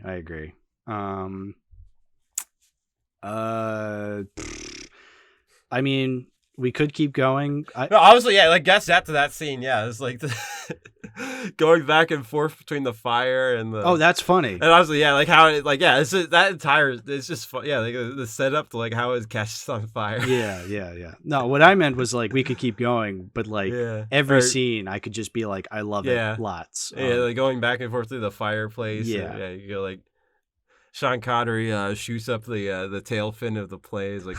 India, sorry, they got us. Sorry, Sean, they got us. Like, yeah, that's funny. I love his ingenuity when he uses the umbrella on the seagulls. Oh, yeah, that's great. Because, like, Indy was just like, oh, I'm out of bullets. Like, we don't have any weapons. It's like, oh, you don't need weapons. You have birds. It's like, yeah. But, yeah, that's so much. I'm so glad they didn't shoot down the plane with a pistol, too, because that... Well, that would have been... What is this, Batman? Yeah, again, like, I can buy a lot of things in Indiana Jones, but, like, that, I'm just like... Really? Like that would have been stupid. So I'm glad, and plus the birds is a lot more clever. Yeah. So yeah, no, I appreciate that for sure. But yeah, like I was saying, there's just so much I love about this movie. It could literally just be me being like, I love this, I love this, I llove this. So whatever last few things you have to say, please say them now, by all means. Yeah, I guess we mentioned it earlier. Yeah, like the Donovan's death scene is great. Yeah, like the effects on that are probably some. I'd take it over as far as like I like that the effects on that better than Raiders. He looks like Doc Brown in Back to the Future. Yeah. No, you know what? I will say I love Donovan as a villain. he's probably, which I mean is saying a lot considering, the types of villains we have in Indiana Jones.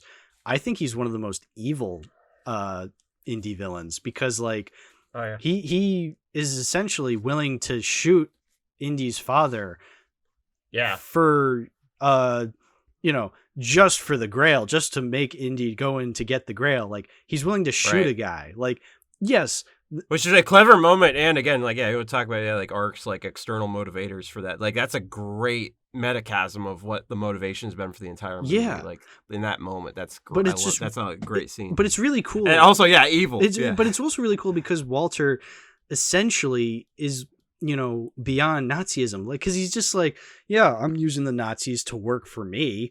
Hitler's talking about wanting to live for 1,000 years, but he's not going to. I am. He's going to be long dead and buried and forgotten to time, and I'm still going to be youthful. It's whoa, that's so fascinating to this character. Yeah. He's beyond nationalistic viewpoints, but in the worst way possible. It's all he's still selfish. And I like that. I like that in this villain. It's because it's a step above Belloc, because Belloc didn't really have an ultra nationalistic view. He didn't care what the Nazis were doing. He was in it for the money. Whereas Walter is in it for the glory, but ultimately, if he does become super immortal, who knows the kind of damage he would have done.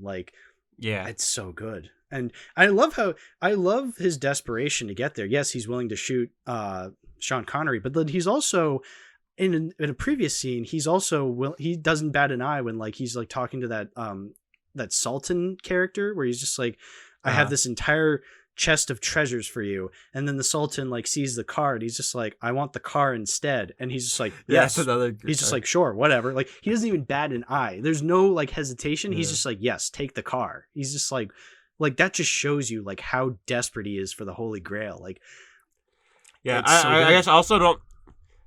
I wish I knew better. What, I don't know how much. And obviously that's a Rolls Royce is a fancy car. So I don't know where monetarily what compares between the price of the car and the jewels. Yeah, I don't think it matters. At the very least, it's another funny scene. Yeah, it's a funny scene. But it just he loves the car. It just shows you that it just shows you he just did not bat an eye. He's just whatever, take the car. Yeah. I don't care. I want the Grail. He doesn't care for doesn't matter to him. Gold, car, it's all material possession. He doesn't care. He wants the Grail. I don't know if you had pretty good movie. Oh, yeah, no, I agree. Did you have anything else to say? It is really tough to which I like better, Raiders or Crusade. It is tough to. Yeah, obviously, they have strengths on either side. Sure. The stunt work of Raiders is better, and I think that the overall story writing is better in this. So it's tough. Yeah, I think this has a closer spot in my heart. Again, like I was saying, I grew up with Raiders more, and obviously, as we were saying with Raiders, it's a lot more iconic. But despite all of that, despite my love for Raiders, and again, not to say that I don't like Raiders anymore. I love Raiders. I think it's one of the best movies ever made. But for me personally, I feel I get a little bit more out of Last Crusade. And that's just from me seeing it over the last couple of years. So even with my nostalgic love for Raiders and the fact that it's super iconic and super beloved, Last Crusade still trumps it in my opinion. And I feel that's what makes it so special, because it doesn't have the street cred that Raiders has, but it still works for me. And that to me is a lot more impressive. It doesn't have the okay, not to say that it's a super secret that Last Crusade is good. Everybody knows about Last Crusade. Everybody's seen it. I just feel because Raiders is a lot more iconic, I think it's more impressive that Last Crusade isn't quite nearly as iconic as Raiders, and yet I'm still able to get so much out of it. And that's why I prefer Last Crusade. It does all of these things, but it doesn't have the street cred that Raiders has. And yet I still love it more than Raiders. So that's basically what I'm trying to say. So, yeah. Yeah, as far as Yeah, I say like the ending where like they ride it in the sunset. Like beautiful. That's a great shot. Chef's kiss. So good. Yeah. And I like the last line, the last few lines, how they're just like, we named the dog Indiana. And you're just like, oh, you're named after a dog. That's George Lucas's dog's named Indiana, which is George Lucas's dog is also they call Indiana in the intro scene in the movie, like the flashback scene in the movie. Mm-hmm. Yeah. But also, I'm pretty sure that's also like the dog is in like Indy's house, like I believe that's the dog that's named Indiana. Yeah, there's a dog in so there. It's a little right. It's a little weird. Like he's already picked up the dog's name. Yeah, even though the dog. Well, the dog's still there. Yeah, exactly. So they're both there's Indiana. I guess there's two Henrys either way too. Yeah, I guess so.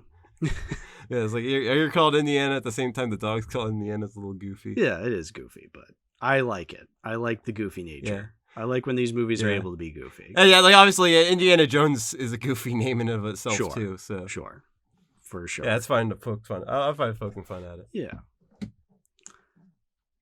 All right. Should we desecrate this grave? Yeah. Let's. Should I really desecrate this grave for money? Of course I am. So.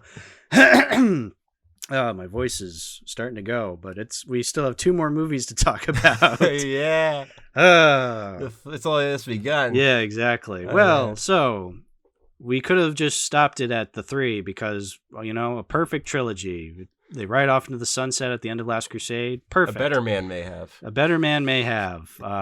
Well, no, because years later, they made probably 19 years, I believe. 19 years later, they made another Indiana Jones movie.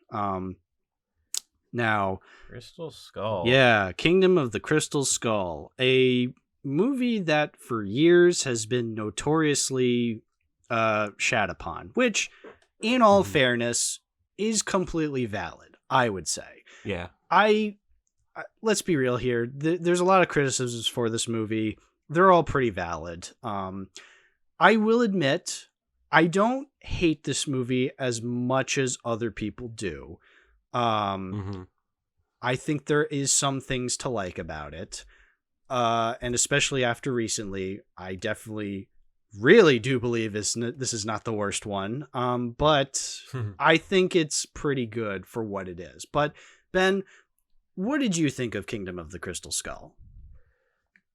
Okay, so I'm going to go basically along the same lines as I don't hate this movie. It's fine. I also got to the point where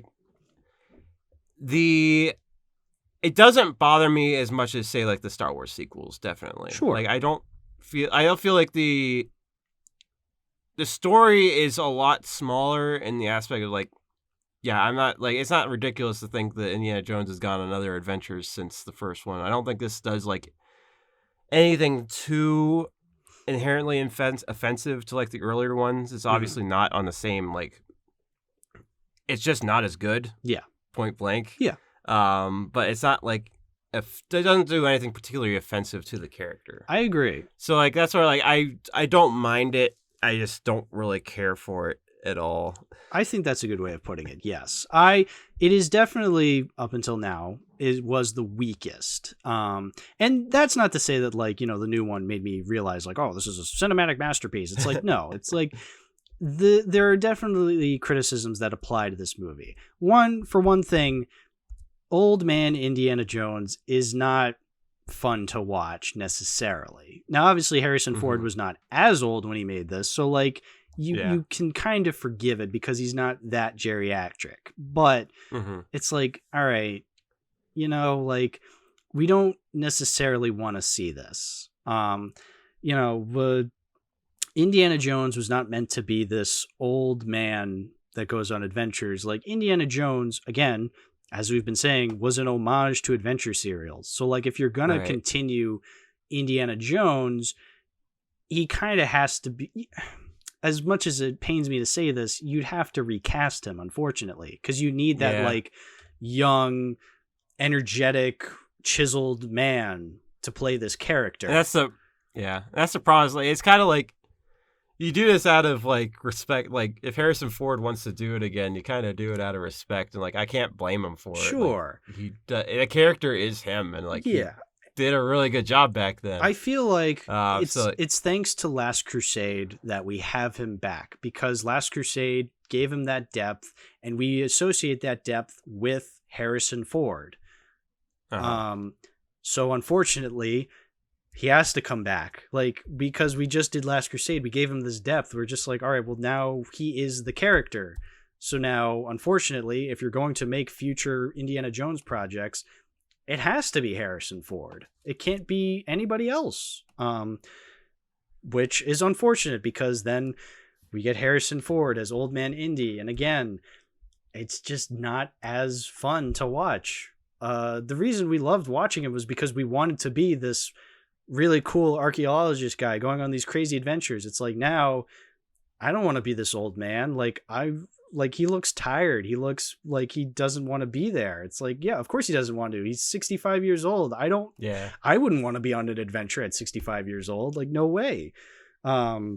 So case in point, Old Man Indy objectively does not work to me. I don't think it works. I don't think it's fun. It's a fun thing to watch. Nobody wants to see that. Regardless, that's the hand we're dealt with. So we kind of have to look at it like, okay, what does this movie do well with what it's given? And I think it does do some things pretty well. Yeah. I like the Spielberg directing. He's really good at making you engage. Like, there's this one really cool shot towards the beginning when it's like these American teenagers are chasing the Russians who are disguised as like American soldiers, and they're just like, there's this really cool shot where like the camera's like behind the car, and then it kind of like transitions to like the back of the Russians' car, but you still see like you're still getting the perspective of like the rear view mirror. Like, it's really cool because you're just like, oh, how did they do that? Like, yeah, Spielberg magic, man. It's just really, really engaging.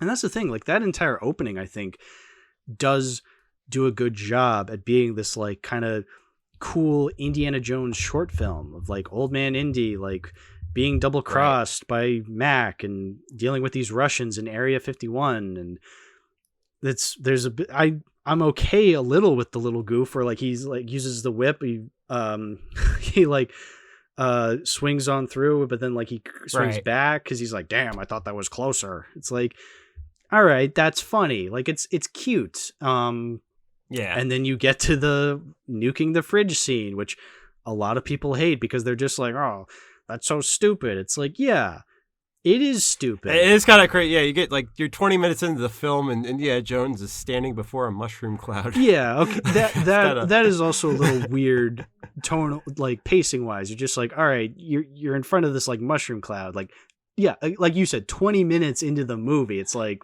this is a lot.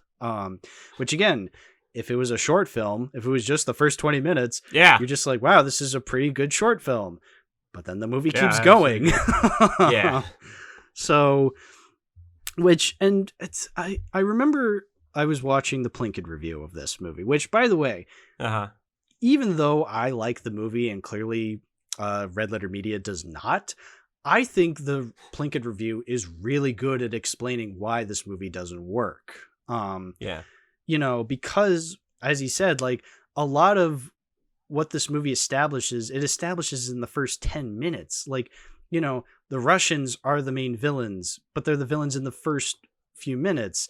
And, that's not what Indiana Jones did essentially in the past. Like the first spectacle scene never really has anything to do with the rest of the movie. Like, it establishes it somewhat, like in Raiders, like it's supposed to establish Belloc, in Temple of Doom. Like, it's supposed to establish how Indy, ends up in India because he was in Lao Chang's plane company in China. And then in Last Crusade, like the first set piece is supposed to like establish like Indy as a character, because later on we're going to get more in depth into his character, and it's supposed to establish like his father and like all this other stuff. So like the first 10 or 20 minutes are not like supposed to be super duper integral to the plot. They're supposed to establish some things that later on apply, but they're not super integral. Whereas here, the first 10 to 20 minutes are insanely integral to the rest of the movie, actually. So there's really not much more to it. That's like, okay, well then what else is there for us to discover? You know, we already know Mac is a double agent, and then later in the movie, triple agent? It's quadruple agent. Yeah. And it's quintuple agent. It's just the same thing. He's just like, oh, I'm backstabbing you again, Jonesy. It's just like, well, how is that fascinating? Like, you're just doing it again. Like, that's not interesting. Like, you need to be a little more, you need to have a little bit more dynamic to you, not just like, oh, I'm backstabbing you. It's like, well, great, you did that already. Okay, cool. Yeah. You talk. Sorry. Yeah. That's what I think. Like, it just really struggles in the writing department so much, and that's what you kind of mentioned, like the he's just like this kind of senile old man who doesn't want to be here, and that's where like it's even like based on his arc from Raiders, that's where they kind of like a lot of the story work was in Last Crusade was external motivations to keep him going, like pursuing this, right, and not just like some of it it's a lot, it's complicated different things, like it's like his dad, it's like a gun to his back and stuff like that, like where he kind of has to do this stuff. Yeah.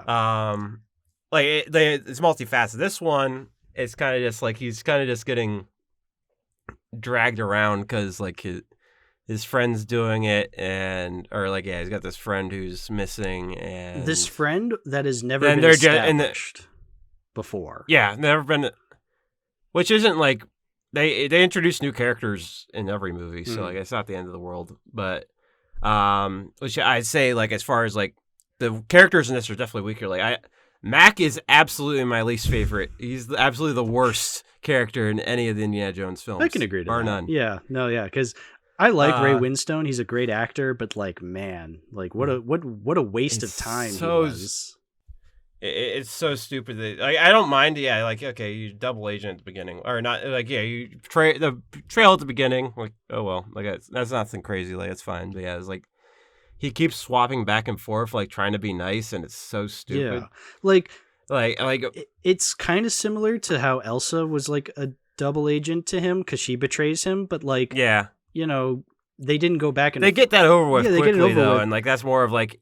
She's not trying to like lie to him. Like after the initial reveal, it's not like she's trying to lie to him. She's still like they have a relationship still, and she's trying to bridge. They're both trying to bridge the gap. Exactly. Like Max just being like overtly friendly when in reality, he's just being he's just full of shit. Yeah, and and maybe that's the point. Again, he's like trying to be this like shifty character, but like I don't know. Like I feel like it's not convincing. No. Why is this convincing? Like, he's like I'm CIA.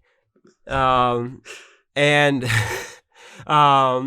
like okay, you were literally like Indiana Jones is being investigated by the FBI earlier in the movie because of his connections to Mac, who's they're confident is like unless like there's just like there's no communication, like why are they like they're trying to arrest Indiana for being a commie sympathizer because of Mac and like. But Indiana just immediately accepts that Mac was a double agent. He works for the CIA the entire time. Like, it's stupid. And also, like, okay, where does the FBI stuff go? Because they're like, oh, you're very vital to us, and Dr. Jones, like, you may be a commie sympathizer. It's like, oh, this is going to come back. No, it doesn't. Like, neither FBI agent comes back in the end. Like, he doesn't get stopped. Well, it adds a little bit of mystery when they're being pursued. Like, you don't know if is it the U.S. government or the commies, and it ends up being the commies. And then, like, after that, you kind of don't revisit it. It's like, okay, but again, like, what was the point then? Like, why did we establish this if it doesn't go anywhere? Like, that's not what you do in an Indiana Jones movie. Like, if something's established, you bring it back at some point in the movie. Mm-hmm. But they forgot. It's like, okay. And that's when you really realize that like, oh yeah, you can tell like they don't really have their heart in it. And Spielberg, definitely did not. Like, even less so than Temple of Doom. Like, you definitely feel he doesn't really care. Which, I mean, it's not the worst thing in the world. Like, this isn't like Ready Player One-esque where, like, Spielberg really truly has no idea what he's doing. Like, you have elements of a good Spielberg movie in there. It's just that at the end of the day, he really didn't care. And unlike Temple of Doom, where like he could still like make it really, really fun, it doesn't really work because, well, he's also doing this in 2008 as opposed to 1989 or in the 80s when like he was really at his peak there. Another thing that really doesn't work about this movie is the effects. Like, the special effects, oh boy. Like, and look, I'm not one of those people that is just like, oh, practical effects are better than CGI. Brah. Like, if the CGI is in movies, that automatically makes it bad. It's like, no. Obviously, CGI is going to age worse when it comes to the abundance of it in any given movie. We've seen this in the prequels. They look horrible compared to now. Compared to like Lord of the Rings, which knew how to integrate its CGI a little more cleverly. Whereas like here, there's a lot of CGI, especially in the back half of the movie. Like, holy shit. Like, the jungle looks... At the beginning, they just kept adding I didn't understand the prairie dog obsession. It's just that was weird. Like, why? Yeah, like, why? Whereas, like, the jungle, it's like, okay, this is the entire set now, and it looks awful. Yeah. And then you have, like, the UFO, like, lifting off the ground, and it's just, like, all this shit's flying everywhere. You're just like, what the fuck am I watching? This isn't Indiana Jones. Like, this is stupid. This is George Lucas. Yeah, it's George Lucas. It's the prequelification of Indiana Jones, unfortunately. Yeah. Which again, like I mentioned, like the effects weren't always great in the early ones too, but you kind of can appreciate it. Like, it's more charming. Yeah. This is no, that's the thing. Yeah, this is just more of a nuisance. And again, I'm not one of those people that says like, CGI automatically bad. Like, there's a reason why the CGI doesn't work is because they're putting way too much of it in there. Like, yes, you have the occasional set, and guess what? The sets look great when it's not CGI. Like, I don't mind putting in CGI to enhance something. Like, that's fine. Like, by all means, do that. But don't make it a scene where Shia LaBeouf is swinging through these CGI vines with all these CGI monkeys. That will not look good in 10 years' time. And guess what? It's been over 10 years' time. It doesn't look good at all. Yeah. I remember, like, in the Plinkett review, he said he really liked the motorcycle chase throughout the college. It's like, yeah, that's a great chase scene because it's practical. Yeah. And the way it's shot, like, Spielberg is shooting it, like, he's just like, oh, this is great. Like, he's getting all these angles. I love the shot of Harrison Ford, or maybe it's not Harrison Ford, maybe it's a stunt double, or like Indiana Jones, like jumping out of that car and onto the bike, and how he's like scraping against like the ground. Like, that's exciting. It's like, wow, more scenes like this, please, in the second half of the movie. No? Oh, okay. Sure. No wonder this movie's not that great, because they just run out of that stuff. It's so frustrating. Yeah, I guess we're at the point where we can talk about Mutt a bit. Sure. At this point, which I don't mind Mutt that much. Is what I'm going to say. Like, I don't like. There's nothing like. They don't do much with him, but he's like fine. Like, they just kind of like. His arc is that he grows to appreciate Indiana Jones. Like, he's kind of like, it's like he's a bit of a self-insert in a way. Yeah. He's clearly there to get the new generation to care about Indiana Jones, because they're just like, hey, it's Shia LaBeouf. It's like, yeah. Yeah. And he doesn't do anything particularly interesting, and he doesn't like have much of an arc. So it's like, I bet the most of it, like, I got is like, when they reveal his son, and Indiana Jones gets immediately pissed. Like, why didn't you make him stay in school? Yeah, that's funny. Like, that's about the best you get out of him. But yeah, it's this one, and when we get into the Dial Destiny, is like they are very heavy-handed with the period piece-ness of this and that one. When they go like, oh yeah, the Gracers and the preppies, like, and we're gonna go really heavy-handed 60s in the next one, like.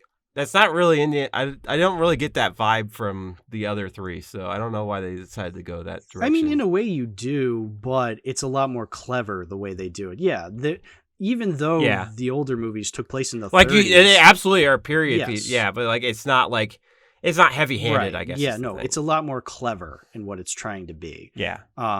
Yeah, no. I mean, I kind of like the idea of the greasers versus like the jocks and like this college campus, but like they don't really like the set. I like the setup, but then they don't really do anything. You don't have to literally say like get that greaser. Like you don't have to literally like and then you have like the college kids protesting like better dead than red, and you're just like, what? Yeah. Like what is this?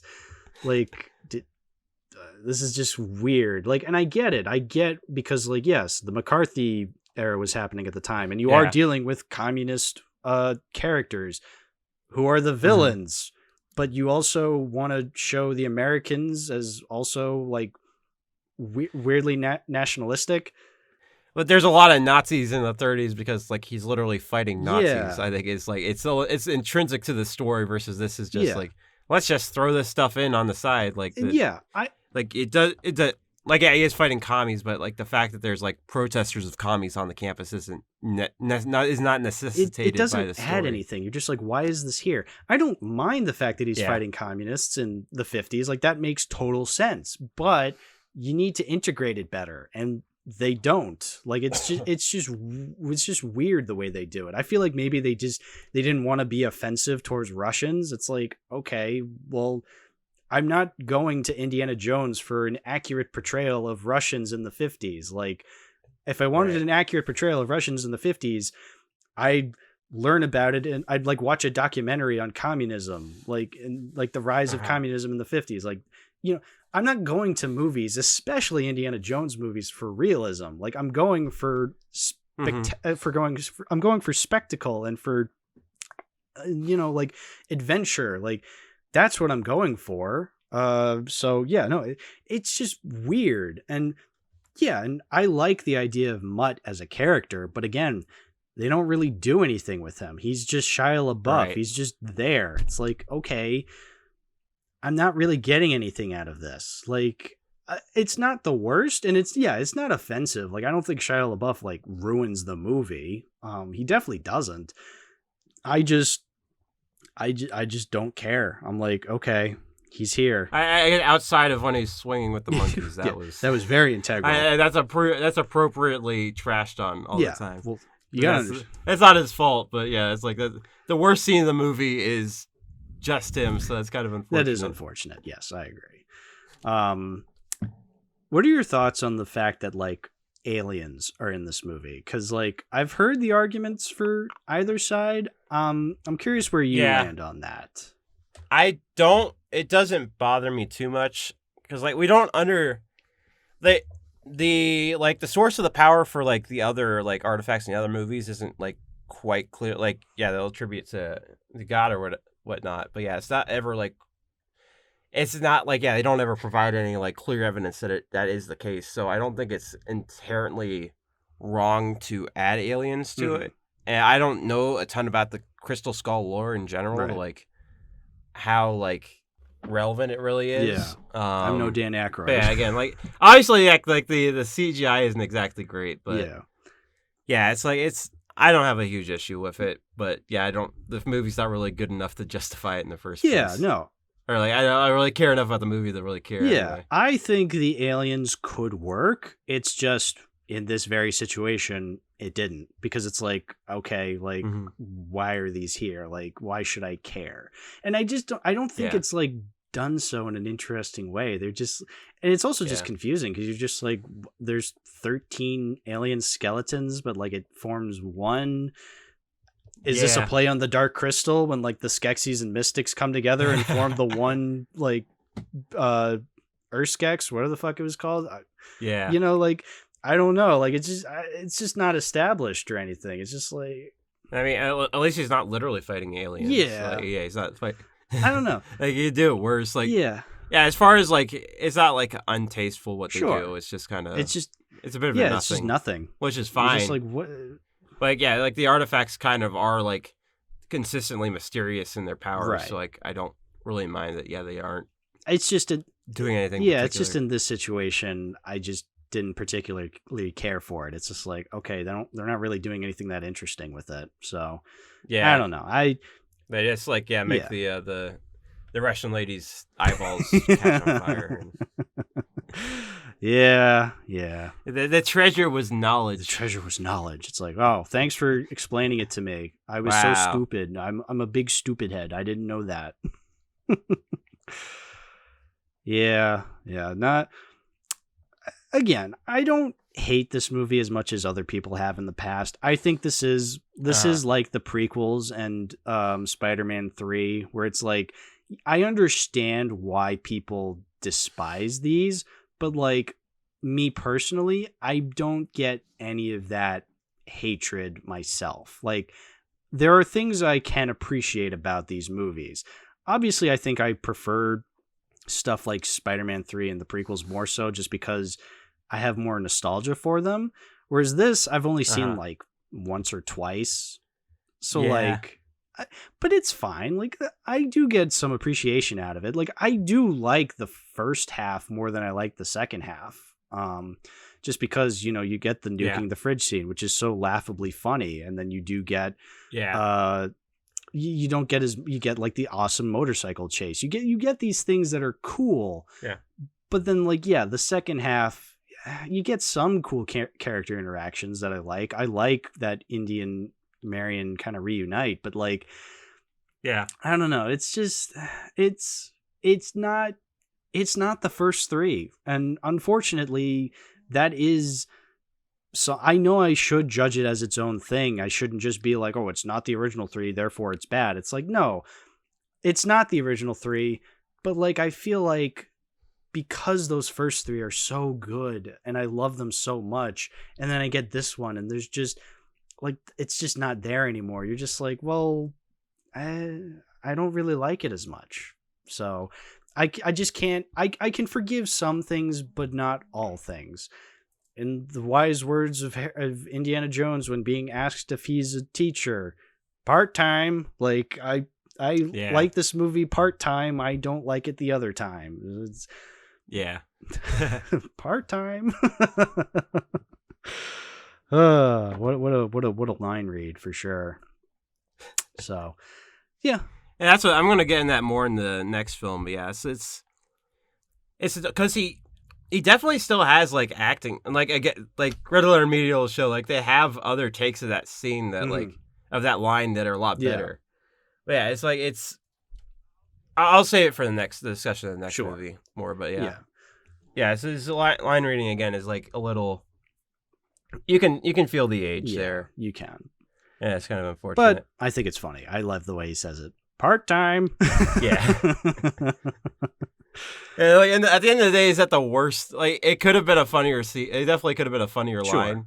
But yeah, it's not like the end of the world that like he delivers it like that. Well, that's the thing about this movie. It's not the worst. Like, it's not great, and I understand why people were, annoyed by it back in the day. But like, I feel like enough time has passed where I can be like, it's fine. Like, it's not the worst sequel I've seen in a movie. Like, and I think it's because it's directed by Spielberg. Like, Spielberg is able to bring that charm that we love so much. Obviously, it's not as apparent because we have way too much, 2000s-isms in this movie with like the constant CGI, Shia LaBeouf, the fact that these actors are a lot older than they were previously. So like, it's not as much of a home run as the first three. So like, it feels like it's being held back, and that's unfortunate. But again, it's not the worst. I do have things I like about it, and I'm okay with admitting that. Because I feel like a lot of people can now admit that, considering the recent movie that came out. But you know what I mean. Even if there wasn't an Indiana Jones 5, I feel like I would still appreciate this movie the same way. I'm kind of just in that point, like. I think the opening scene is really good, even if it's like doesn't really track with like how Indiana Jones is usually set up. I do think the bike chase is good, but yeah, other than that, like it's it just doesn't have a ton of offers. Kind of where I'm Yeah. sitting. No, I agree. I don't really Yeah, care. that's why I say I definitely understand why people don't like it. Like it, Yeah. absolutely. Like I said, that Plinkett review goes into insane detail on why it doesn't work, and it's a brilliant video. I highly recommend people check it out. It's really, really good. I will give one more props, like because we're gonna compare it to the next film a bit later, but I do. Like, yeah, we were very appreciative of the way that Last Crusade ended. I like how I think this has a good ending to it as well. Yeah. As far as like, yeah, having like, I think the wedding's nice, and the little shot with Mutt's about to pick up the hat and then Indiana Jones gets it he back. just gets it back. Like, I think that's a good ending, no, and I no. think it does. We're gonna compare it to the Dial of Destiny. Is not like it's not Last Crusade like good by any means, but like it is cute. I like it'll do better than the. I like how it's just a small wedding, and it's just like, well, we can cap it off here. It's like, yeah, it's not Last Crusade good where he's going off into the sunset, but he's married now. It's like, oh, now he can kind of relax. You know, he's done all these grand adventures. We don't need to see any more. Yeah, I agree. It's not the best ending, but it's a good ending for sure. I agree. Yeah. Yeah. Well, is there anything else you wanted to say about Kingdom of the Crystal Skull? Don't think so. Okay. Well, before we get into 5, I think we should have this conversation now, and that is the Blu-ray collection that I have of Indiana Jones. Yes. Because I think we've pretty much talked about all the movies we can talk about that we own, so we might as well just tie it into the podcast. As we should.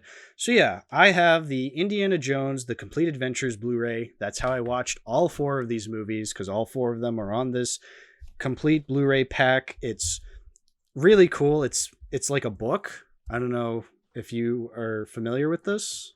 Yeah, I have one as well. Oh, you do? Oh, sweet. Yes. Yeah. Are you talking? Is it a Blu-ray? It's like a thick Blu-ray case. Is that what you're talking about? Yeah, it's a Blu-ray. It's like a book. Like a literal. It looks like a literal book. Actually, no. I think we have different complete. I think it must be. I have one like that for Back to the Future trilogy. Okay. Yeah, like mine's just a really thick Blu-ray case. Okay. With the movies in it. Yeah. Well, still, like, I mean, you have them on Blu-ray, so they look nice. Yeah. I think you also said you had them on other mediums that you wanted to bring up. We discussed that I could potentially watch these on my dad's copies of. He has at least Temple of Doom on Betamax, and he has all 3 of the trilogy on Laserdisc. Nice. Unfortunately, I was kind of sick all week, so I was not able to do that. But I watched. I do have that collection. I also have the recent 4K Steelbook releases of the Last Crusade and Raiders of the Lost Ark, which nice. It's like a very nice. The pictures very nice. They have the the cover is just the original like posters, which is what it should be, honestly. They just look really nice. They're not too hard to find. They are really mass produced, so nice. Yeah, I definitely recommend them. Nice. And I say, I definitely appreciate. I like having the original posters compared to like some other gimmick that they might have done. There's other nice posters, but the original ones the most iconic ones are nice to have. Yeah. Compared to say the Mario movie steelbook that's just a mushroom. It's just a mushroom. Yeah. Good job, Nintendo. You got exactly what we wanted. Yeah.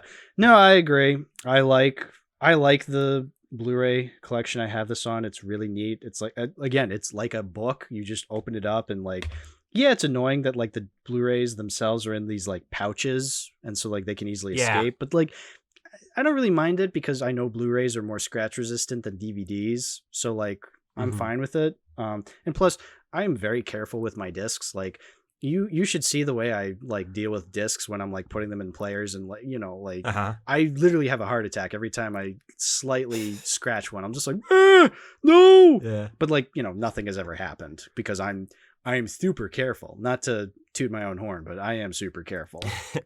Don't mess with this guy. Yeah. He uses protection on his discs. Yeah. So I do also have Indiana Jones on VHS, like a collection, but I did not have time to rewatch them on VHS. So even though this is the podcast where we talk about occasional VHS tapes, I feel like I'll save those for a future episode. We let our audience down. We had so many opportunities. I'm so sorry, audience. But anyway, as for the Blu-ray collection, I was really debating like throughout the week, like, do I want to keep this? Do I not want to keep it? Because obviously the first three are so good and I want them in my collection. But I was kind of debating with Kingdom of the Crystal Skull. And then of course with the new one, you're just like, do I really want the Complete Adventures when it's not the Complete Adventures? But ultimately, and I'll get into more of my reasonings of why I don't want to include Dial of Destiny when we talk about it, but like, because I don't hate Kingdom of the Crystal Skull as much as other people do, I'm fine with having it in my collection. And so I'm fine with having this Complete Adventures Blu-ray set. I think the movies look great on Blu-ray quality. I think it's a really neat Blu-ray collection. And so I'm keeping it. It's a definite keep for the collection. Whether I someday upgrade it, whether I get 4Ks of the movies at some point, who's to say? But for now, the Indiana Jones Complete Adventures Blu-ray that I've been watching all week, that is a definite keep for the collection. Then what about you? Are you keeping all your various I think mediums? I'm going to hang on to them. Yeah, nice. Nice. Yeah, it's like I die if I never touch Crystal Skull again, though. I wouldn't be surprised, but it's just in the case already, so it doesn't matter. Yeah, it's not the worst thing that if it's included and I rarely ever watch it. I will definitely be watching the original trilogy a lot more often. Raiders, Temple of Doom, and Last Crusade, absolutely. So yeah, I'm very happy. Well, thanks for watching. We don't have another movie to talk about. No, there's nothing. There's nothing else. I actually hold on. No, we're still 15 minutes short of the record. Oh, we got to keep going. We got to find a new Indiana Jones movie. We got to make a new Indiana Jones movie to extend the episode. Yeah, I guess we got to talk about Indiana Jones and the Dial of Destiny. They made another old man indie film. Ben, what'd you think of Dial of Destiny? Well, I'm on it. I ended up.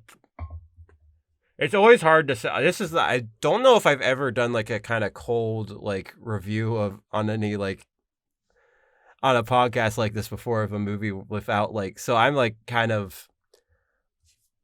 Like having I'm uninfluenced by outside opinion at this point. But yeah, it's like I watched the movie once and I'm on the fence about whether or not I prefer it over Crystal Skull or not. Okay. I am not super it has its moments and it has moments that aren't good. But yeah, I'm kind of like it wasn't horrible. How about the biggest problem is that it's just kind of again it's got a lot of nothing kind of like where it's just like it's kind of nothing's like exciting going on, which is definitely bad for an Indiana Jones movie, kind of like Crystal Skull. And yeah, like the biggest thing is that like Harrison Ford's just really old and he can't really do it anymore, but the film is still revolving around him. So like that's great. Yeah. But yeah, I'm not against that. Like again, like I'll respect if he wants to make another one, like that's fine. Like I'm not again, it's not like it's like someone else stole you don't have Spielberg and Lucas working on it anymore, but like Ford wanted to make this, like I'm not super mad. And my opinion is it still feels like an Indiana Jones movie. So I'm not super pissed at it is basically where I'm at. Okay. Yeah, I can kind of see that. It's fine if you're wrong. I'm kidding. Yeah, so you are clearly on the fence about it, whether you hate it or like it more than Crystal Skull. That's fine. I'm pretty set in stone where I feel that I think this is the worst one. I really think Crystal Skull is a lot better. So one thing I want to state right now is that I just, and this has nothing to do with my current opinions on Disney or Lucasfilm of what, I will admit I'm not the biggest fan of their recent their recent movies that they've been making. It's like, yeah. But like, I don't know, like after Crystal Skull and how people didn't like Old Man Indy, and they're just like, all right, clearly he's old now. We don't really need another Indiana Jones after this.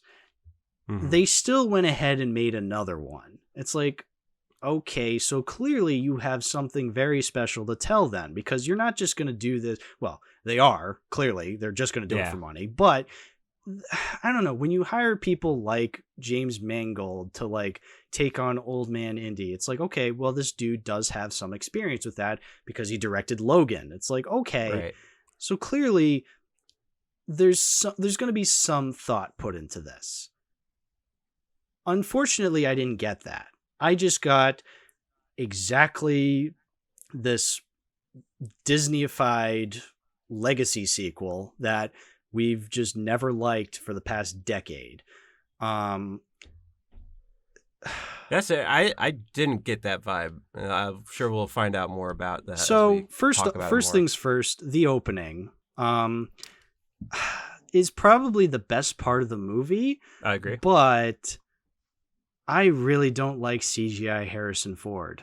It's like, no, I get it. It's CGI Harrison Ford. You kind of have to because you're putting him in this Nazi. Yeah, first of all, the Nazis are back because, as is tradition with these Indiana Jones movies, they do something different from the Nazis. People don't like it, so they assume, oh, we got to bring the Nazis back. Mm-hmm. So the Nazis are back. And then, they set the opening in 1945 where he's fighting the Nazis in World War II. And it's like, okay, yes, you're going to have a younger Harrison Ford. But it goes on for way too long for me to feel comfortable seeing CGI Harrison Ford. Now, we don't have to get into semantics about CGIing an old actor to make them look younger. No matter where you stand on it with the morality of that, it just looks weird. And I don't like it. I say it feels weird. I didn't really. I felt like it looked fine. There's a little bit of uncanny valley, but not a ton. I thought it looked fine. Yeah. I think the bigger thing was that he just sounds. He doesn't sound like young Indy. Is the big thing for me. Like he sounds like 80-year-old Harrison Ford. Right, and that's the annoying part. That's what's frustrating. It's incredibly distracting. Which, of course, he sounds like 80-year-old Harrison Ford. He is 80-year-old Harrison Ford. So like, and yeah, maybe it doesn't look the worst now, but like, what's it going to look like 10 years from now? You know, like, so that's something that just annoys me. And I don't know. It's like, okay, like I get it. Like, yeah, he has to look young because this is 1945 Nazis and he's fighting them. It's like, so he would be young Indy, but it's like, I don't know. Just, I guess that's just one of those things where it's like, if you're okay with that, if it doesn't distract you, that's fine. Like, clearly it didn't distract you and you were able to enjoy that. And I'm glad. I just couldn't. It was too distracting for me. I'm just like, it just doesn't work for me. It's too uncanny. But unfortunately, that's the best part of the movie. Yeah. So then the rest of the movie is even older Indy, where he's 80. And, oh, guess what? The events of the last movie are undone. There's no more Mutt. There's no more Marion. He's back to being depressed. It's just like, well, I mean, I'm glad they got rid of Mutt. Or no. I always get Mutt and Mac because they're both M names with 3 letters. I get Mutt being gone was. You understand that's probably going to happen because Shia LaBeouf has issues, but yeah, because they didn't want to bring Shia LaBeouf. I get that, but then like the way they get rid of him is so not within his character. Like I remember someone like was telling me about this. It's just like, so spoiler alert for Dial of Destiny, Mutt doesn't come back because he died fighting in the army. He like went to war because he wanted to spite Indy by being a soldier in the war. It's like, what? This greaser kid was spiting his old man by going to fight in, I assume, Vietnam. It'd be one of the two, yeah. Like 50. I'm trying to remember when. Well, Crystal Skull was 57, right? Korean War was like mid 50s. Yeah, early so 50s. Yeah, so it had to be early to mid 50s. Yeah. But it's just like, what? Like, and I get it. Like, okay, I'm assuming they just didn't put the thought into it because they're like, oh, it's Crystal Skull. Like, nobody really cares about Crystal Skull, so we don't have to be consistent with Mutt. But then it's like, okay, why are you bringing it up anyway? Like, what? Okay, so clearly you don't care to tell the story even in little bits. It's like, then what else don't you care about? Because it's like, that's, and also this is a huge emotional thing for Indy. And it doesn't make any sense because it doesn't coincide with the type of character Mutt was in the previous movie.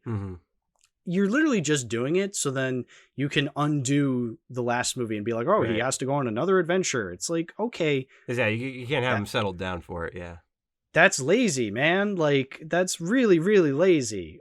It's super distracting. And I don't buy any of it. It's just so forced and I don't like it. And I know I'm not supposed to care because, again, it's Mutt. Like, it's a character we don't really care about from the previous movie. But, like, I don't know. Like, Cinderella 3 was trying to be more consistent with its previous sequel.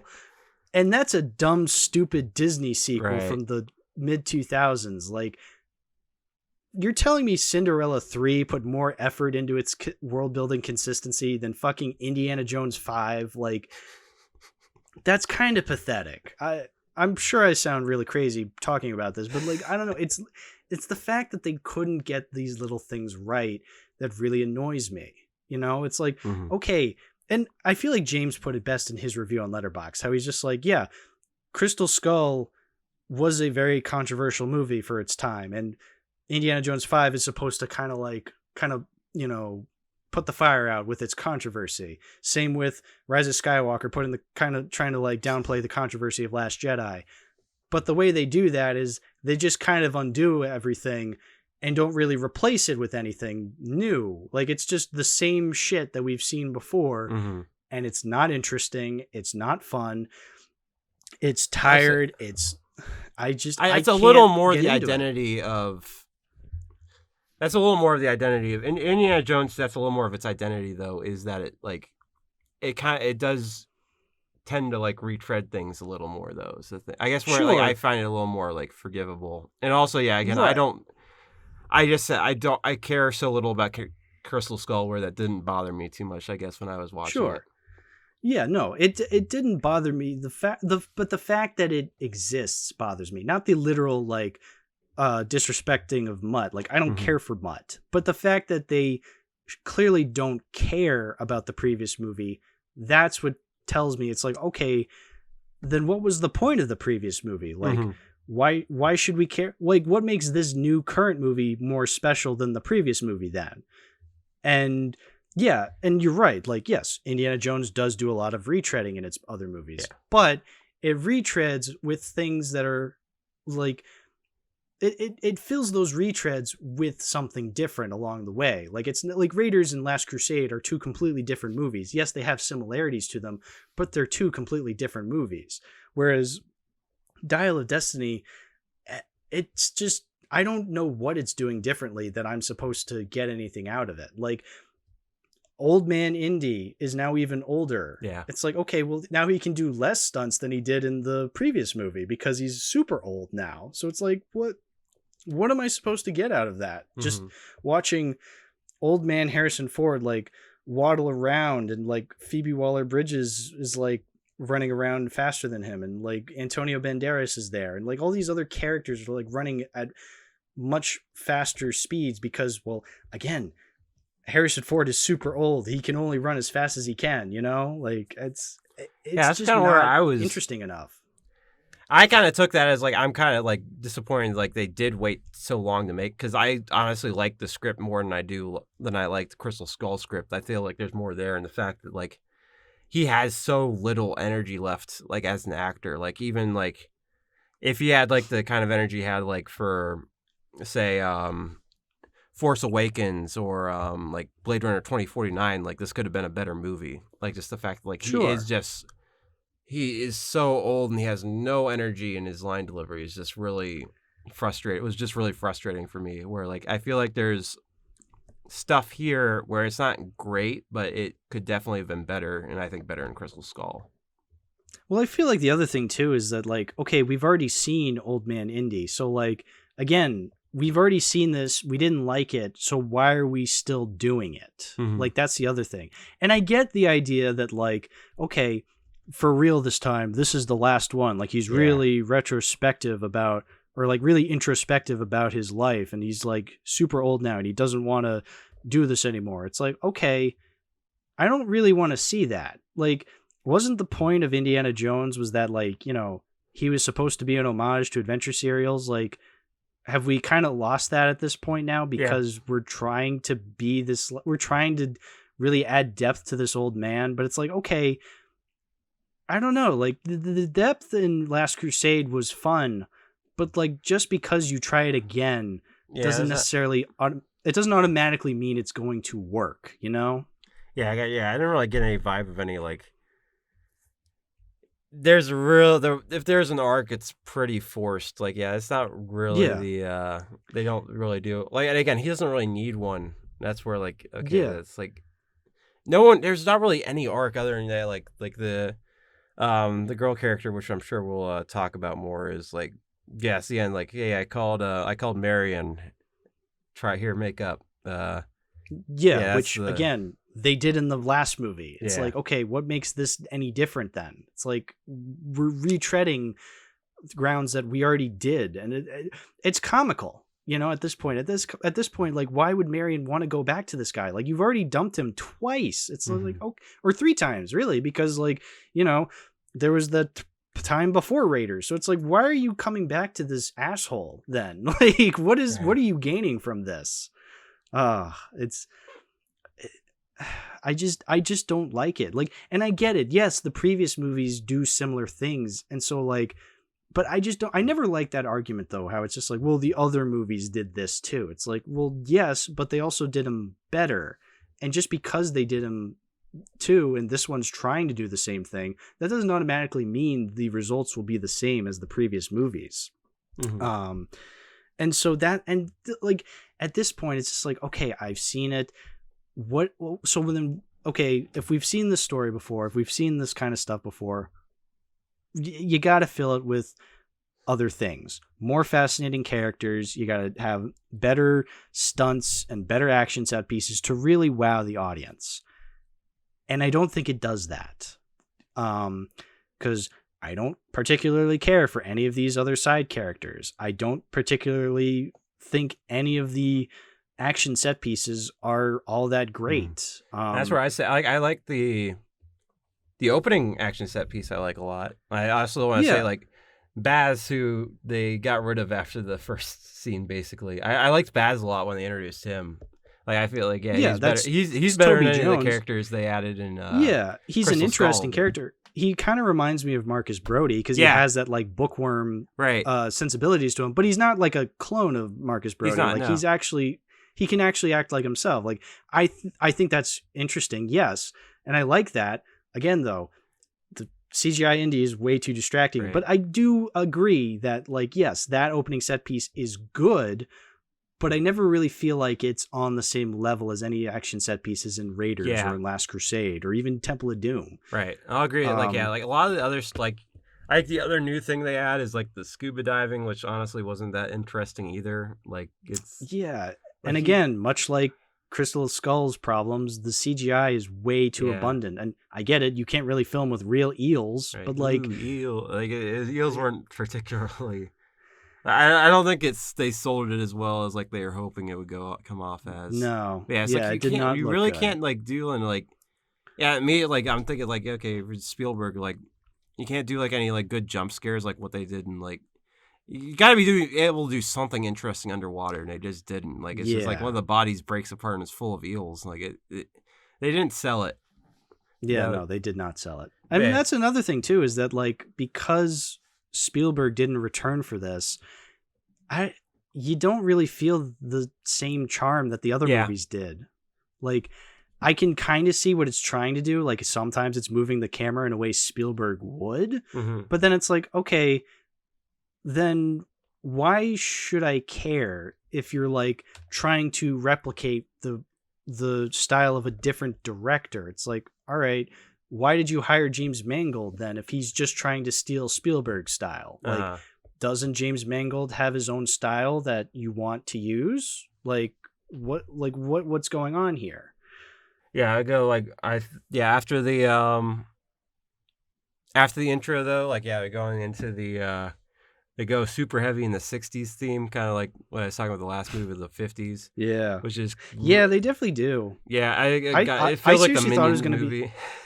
Yeah, I thought it was going to be. I thought it was supposed to be the 70s, but then because it's 1969, so 69, so that kind of makes sense. But yeah, no, definitely, because then you have like everything's Once the astronauts went up, everyone wanted to play with space toys. So like, which that's kind of interesting. They don't get a ton of you don't want to get too distracted, but that's kind of interesting. I like a lot of concepts in this movie, and that's where I feel like if we had a younger Harrison Ford, we could do a little more of it. And that's where I think I'm frustrated with.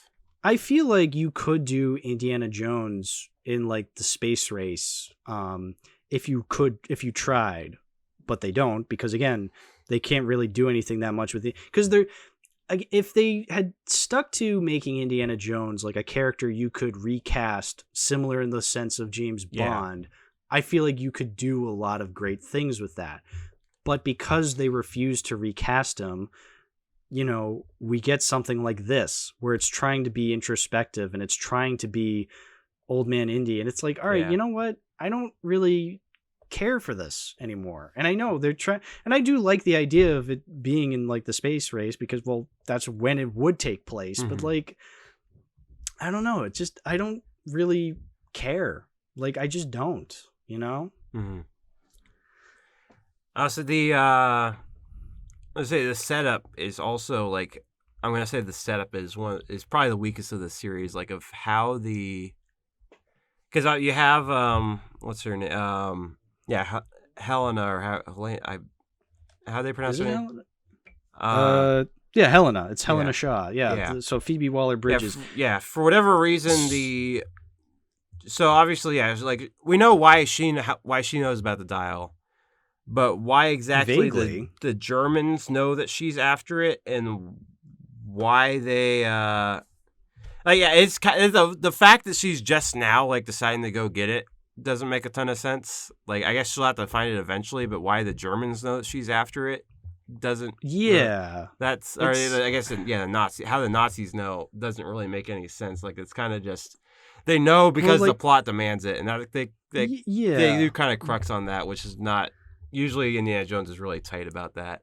Well, what does Indy have to do with the grander thing? Like, why is he even go on an adventure in the first place? Like, who is this character that he's kind of just following around? Like, who is this Helena character? Like, yes, it's established that she's the goddaughter, I think, but like, why? Like, why?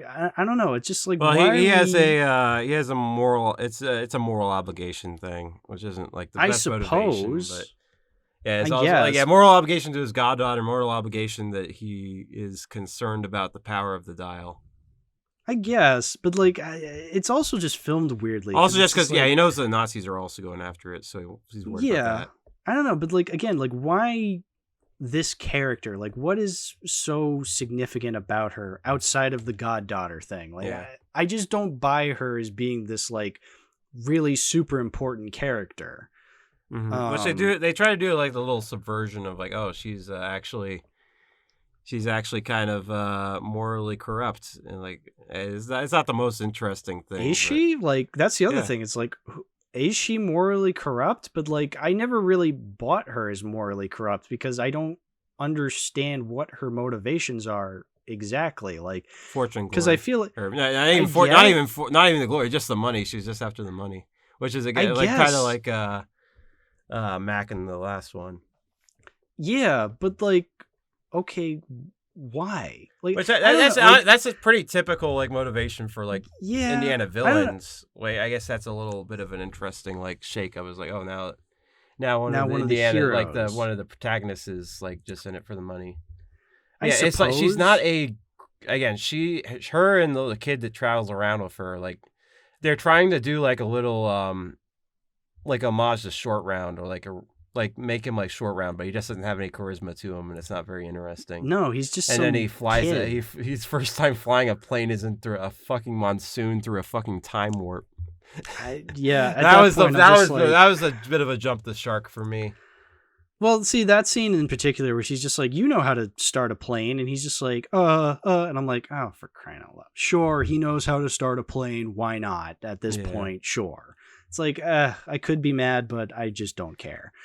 Yeah, Yeah, she's well, just the other like she's got like assuming I'm like using I'm a super clear on like the I believe it's like she definitely has like mommy issue type consistent. I have yeah, it's like I understand where the character writing's from, where she is a nuisance, but like like people would shit on like when they're in the adverts where she's talking about like oh yeah, you're a grave robber and whatnot, like you're a bad guy, like that caused a big Twitter kerfuffle, and Oh like yeah, I yeah, mean she's not like you kind of understand she's not exactly like a moral like she's not a moral like she's kind of like just like all over the place where like yeah you don't have to take what she says seriously and the writing knows that, so like you I kind of guess, but then it's like, okay, if I'm not supposed to take her seriously, why is she here then? Like, that's the thing. It's and like, that's I feel like like, they're trying to give her an arc. It's like it's not much of an yeah, arc. Like it's basically it just like Indiana Jones basically rubs off her as the arc, and like I she does guess, like I'm gonna do the good thing, and then like yeah she does like oh I'm gonna use the dynamite to get us out of this, and then like she's all excited, and Indiana Jones is pissed that his friend that Antonio Banderas died. So like yeah you kind of like making the awareness of like yeah your actions a bit of awareness of actions have consequences and trying to do the good thing versus the fortune and glory.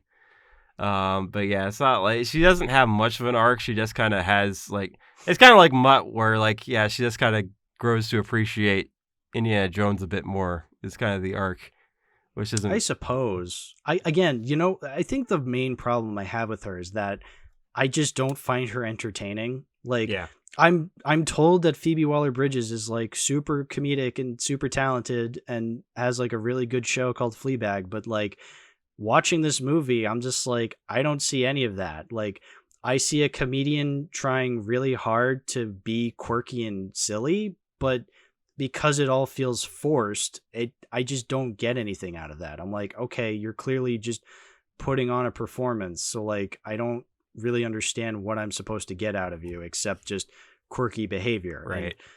when it's delivered that way, then I'm not really convinced. I'm just like, this is too silly for this kind of movie. And I get it. Like, yes, I get it. Like, characters in previous movies of Indiana Jones movies were silly at times, but like, I don't know, like something about this time feels way too forced and just not as natural. And I think it does come down to the fact that Spielberg isn't directing. Like, you don't have that Spielberg charm to it. And so it feels like an imitation Right. of what worked previously. And that's why I think it's worse than Crystal Skull, because Crystal Skull didn't do these things particularly well, but it had something. Like, I understood that like Spielberg knew what he was doing, and so then I'm able to forgive that because it's like, okay, the charm is sort of there, whereas here none of it's there. And so then, and again, like, because Crystal Skull was so controversial for its time, it's like, okay, why are we doing this again? Like, you're supposed to improve upon Crystal Skull in that regard. Like, okay, like, yeah, I'm pretty much just repeating myself at this point, I would say. Yeah, I get that. I honestly, yeah, I kind of took notes during it, but yeah, it's like it's just a lot of kind of nothing. And again, I guess I mostly attribute that to being like we're kind of limited by the main actor. Yes. Being his age is kind of where I took it. But yeah, it's yeah, you just want to get into the going back in time. Yeah, so this movie promised that it had a thing, the MacGuffin that would like go back in time, which, much like the aliens, is a bit much for the Indiana Jones mythos, but I was willing to give it a chance to be like, okay, maybe they can do something with it. And they don't, because they go back in time to... Well, so first of all, the villain's motivations for going back in time are hilarious, I would say, because like he's just like, yeah, we're going to go back in time and kill Hitler so then we can definitely win the war this time. It's like, I'm sorry, what? Like, I guess it's kind of refreshing that it's a Nazi character who doesn't think Hitler's all that, but then you kind of have to wonder... We've never seen that before. We never saw Donovan in Last Crusade, who I didn't give a shit. Like, granted, he's not like a hardcore Nazi, but yeah, you got like we've already seen guys not really care for Hitler in the past. Like, but then you kind of have to wonder, then why are you still a Nazi if you're not a fan of Hitler? Like, it's just weird to me. But like, whatever. Like, okay, fine, you want to go back in time and kill Hitler, which also is really funny because then it's like Indiana Jones has to stop him. It's like, no, you can't do that. It's like, oh, Indiana Jones doesn't want to kill Hitler? Wait a minute. it's like he wants his autograph. He won't be able to get his autograph. That's true. But it's like that. It's like in the Fantastic Beasts, when like Grindelwald, the villain, is just like, oh, we have to stop World War II. And like, then the wizards have to be like, no, we can't stop World War II. It's just like, why not? Suspicious. Yes, I understand the sentiment. I just think it's unintentionally funny. But anyway, they miscalculate, so they don't go back in time to Hitler time. They go back in time to like, what was it? Like, was it Socrates? No, it was Aristotle. Was that Archimedes? Archimedes. There we go. They went back in time to Archimedes' time in Sicily, Italy. Yeah, they're fanboying over him so much. It kind of got annoying at that point. Like, oh my god, it's just pointing, looking like the soy face. Oh my god, it's Archimedes. I get God, it's Archimedes. It's like cool, I guess. But then like he gets there and he's like, I want to stay here. There's nothing for me in the future, and you're just like, what?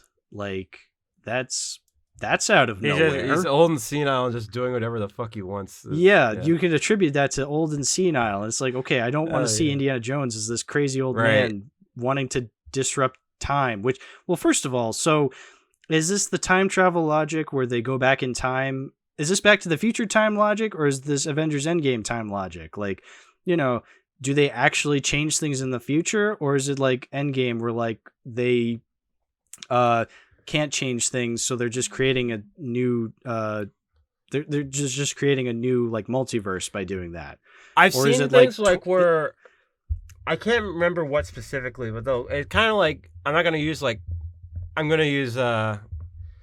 Spider-Verse's terminology of like canon event, where like certain events are like kind of just fixed, where like no matter how much you interfere, like also like it's like given it like at like usually like war zones and whatnot, where like it's going to be like kind of like complete destruction, where it doesn't really matter like your influence, where you can go somewhere and because it's going to be destroyed, it doesn't really matter what you do. I wish I could remember what other movie does that. But I think Loki did that, right? Didn't Loki, is that a Loki season thing? 1 do that? Yeah, it was Loki season 1. They did that. Again, I have not seen Loki in a while, and that's literally the only thing I remember from Loki, I would assume, because the rest of it was just bad. But I think that's what I remember. That is the Loki thing. Yeah. Oh, okay. So maybe it's going by that logic. Wow, going by Loki logic, this movie really is good. That's a cool concept of like hiding space time. Like it's just a shame that the only thing like they don't explain that though, it. but I think like they just explain everything by like, oh, it's dragons, and Archimedes is gonna die in the siege anyway, so they don't really explain that, but you can kind of understand where like I guess the end of the world. But like Even though they do feel, like leave like a plane wreck, I feel like that'd be kind of significant. Yeah, they left a plane wreck. Nobody picked up on that. Yeah. Whatever. But anyway, then they like get there and he's just like, no, I have to stay here. It's fine. And then she punches him, knocking him out essentially because, well, no shit. Like, you're not going to convince him. So we have to get him back. I kind of like that. And then it cuts to them immediately out of there. It's like, okay, now they're back in New York. It's like, oh, you forgot to have a climax. Like, yeah. I guess the climax was the fact plane. That they went back in time. Yeah.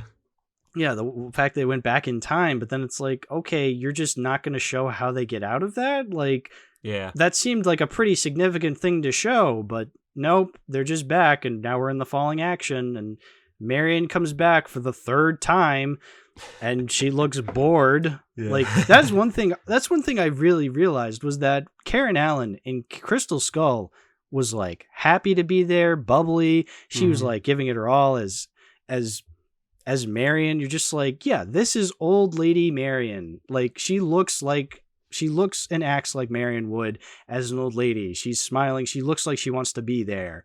And then in this one, it's just Karen Allen walking into the New York apartment and just being like, hi, I brought groceries. You're just like, okay. Groceries.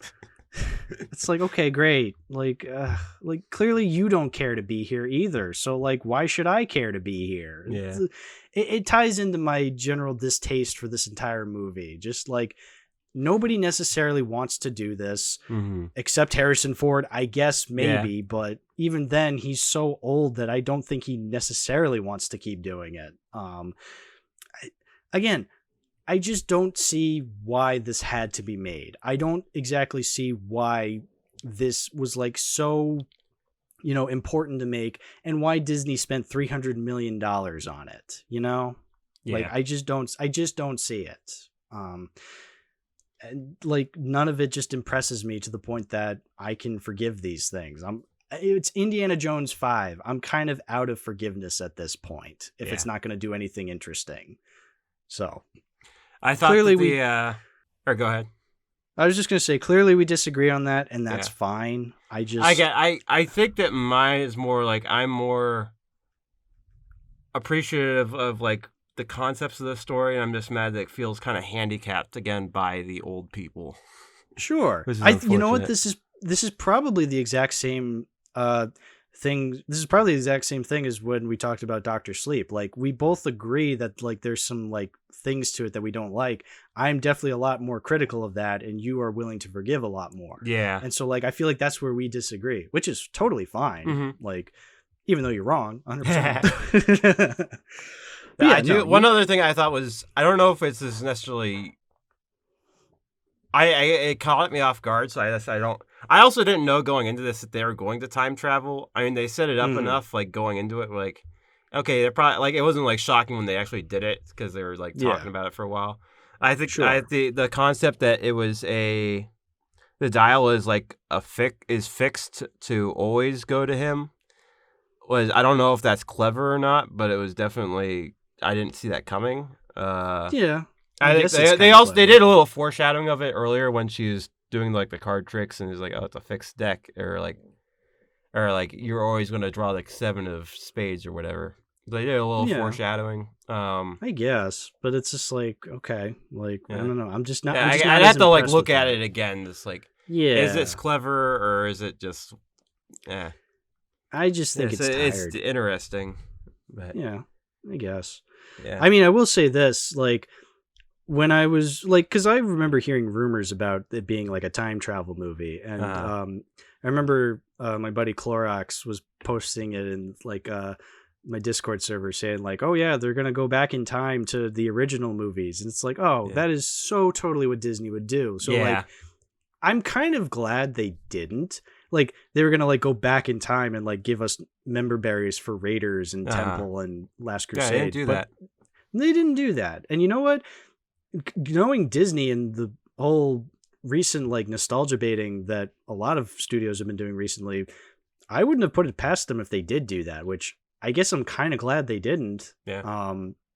Which is commendable, but like, because I had the lowest expectations, and the fact that they didn't meet those lowest expectations, it's like, okay, what did we really accomplish here? Is the thing. So like, I kind of would have liked if they did that, because then I could have like felt something while watching this movie, whether it be pure anger, but like I was just bored, you know? Like that's really the worst thing about this movie. It's boring. I just didn't get anything that I would ever want to return to see to it. I know you were just saying like you probably have to watch it again to see if it really is that clever.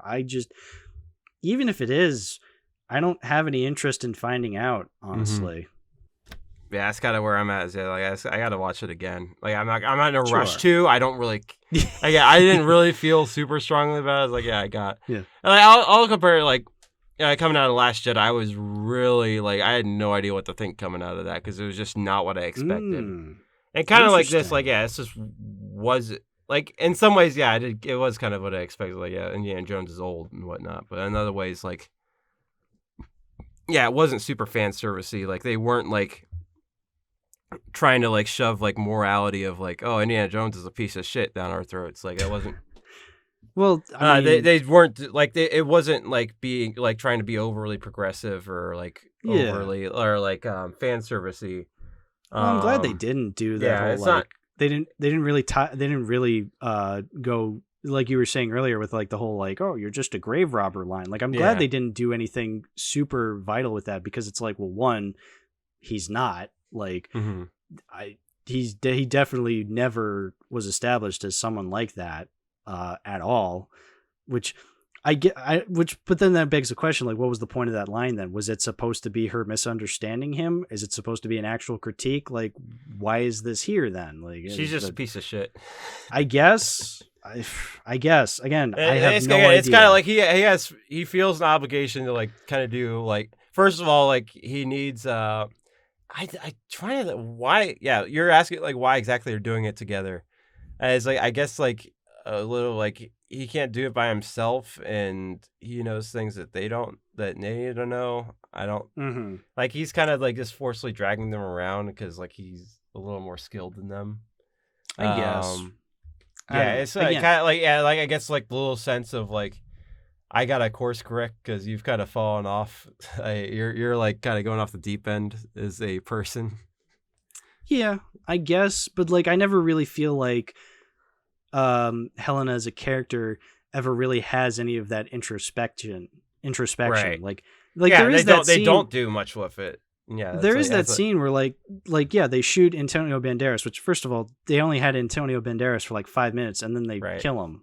It's like, okay, great, what great like I feel like fucking Uncharted used Antonio Banderas more than this movie did. But then it's like, yeah, we actually this is actually the second time we've brought up Uncharted, because we brought up Uncharted in the last episode we did. Still, don't watch it. Yeah, but anyway. Yeah, so then there's that scene, they're like riding away, and she's just like being all happy dappy and just being like, haha, we sure showed them, and he's like, my friend died, and it's like, and then she's like, oh, and like that's the end. It's like, okay, you could have really made that a very special character moment. Yeah, but one, Indiana Jones has never mentioned this one character before, so his sadness isn't really felt all that much. Like the impact of that isn't really felt. And two, the character of Helena doesn't really do anything with that information. She's like, oh, and then they just kind of move on from there. Yeah. Like, they don't do anything. Like, that's the thing. Like, it's boring, and I'm confused by everything it's setting up because I don't know what it's trying to do. And so I'm just left like I'm bored and confused, and I don't like it. I'm just left annoyed. But again, I'm beating a dead horse. I've made my points. Is there anything else you wanted to say about this movie before we wrap up? It's a little nitpick. They tried to pull a fast one on this. They included a little space oddity, even though it definitely there's a 0.1% chance that realistically could have been out by the time when this movie takes place, because it was released 9 days before the actual moon landing. So I find it highly doubtful that it would have been out when this movie takes place. Oh, they're trying to be cute with it. When did they play Space Oddity? It was very early in the. It's when he has like his neighbors are playing loud music, and I can't remember. That was Space Oddity. The first song it was the second. They play a second song after. I can't remember what the first song was. The second song they played was Space Oddity though. Interesting. It's quieter. It's quieter. Okay. It's in the background, but I Okay. caught it. I was like, "There's David Bowie." Like, yeah, it's like it's something very typical 60s. I think they're playing the Beatles, and then immediately after they start playing David Bowie, it's like that. David Bowie is not 60s. Technically, it's like late 60s, but his more his career was not. That was very, very early in his career at that point. And yeah, Space Oddity was not out at that point.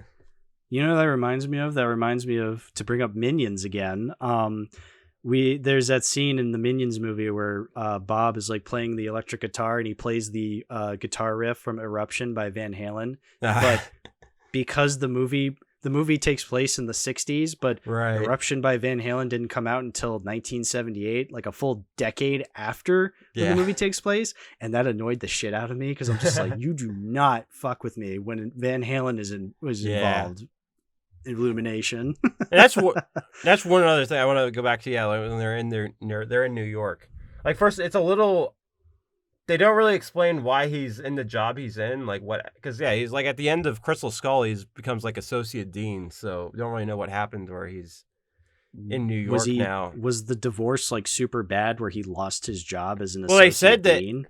They said that he had been at this place for 10 years. Was the so it'd be like 2 years after King of Crystal Skull, he leaves the university he's been at his entire career and goes to this place for whatever reason, and they never set it up. They never explain why. Just weird. Just cause. And then when they're doing the big chase scene like through the parade, like that's the kind of thing where like Indiana Jones has kind of always been off to like the side where like you could like understand like you're having him do like this big like Nazi chase scene through a large parade in like New York in the 60s seems a little like interferes with history a bit too much. Like it's kind of always been off to the side where like the stuff he does doesn't really interfere with the grand scale. Like and of course like in a time travel movie, on top of it, it's like he's interfering a bit more of history than he usually does in the previous movies. Yeah, it's just weird. I agree. Is there anything else?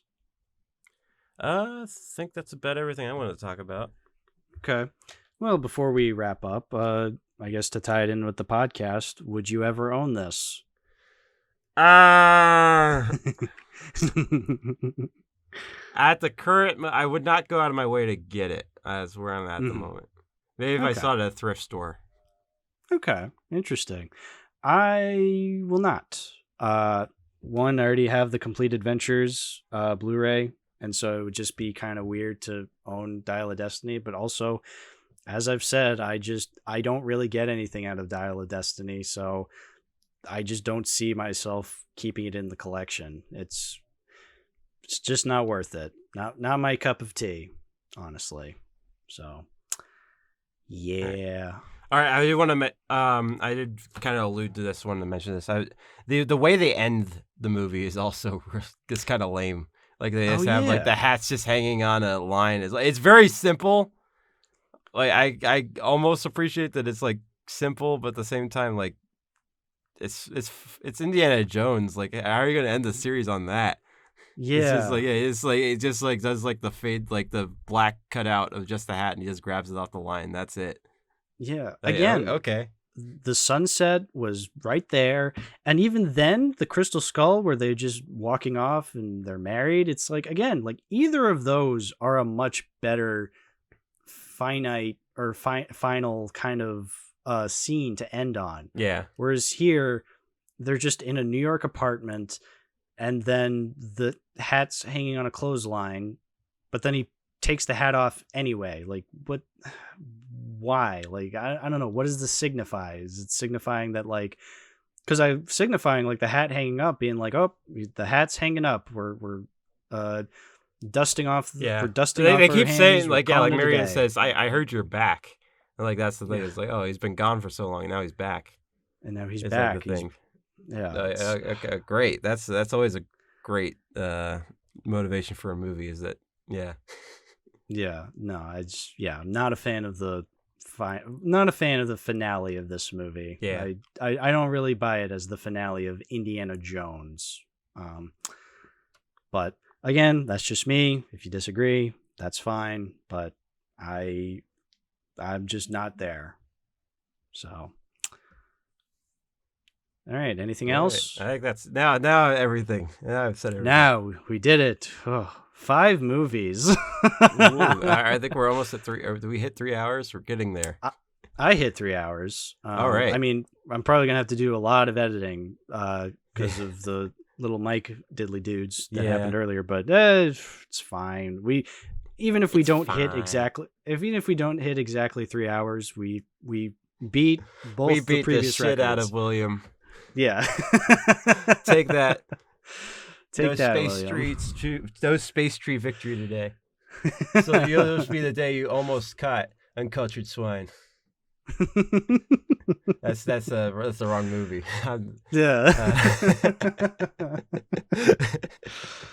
Oh, good times. We have fun here. Oh.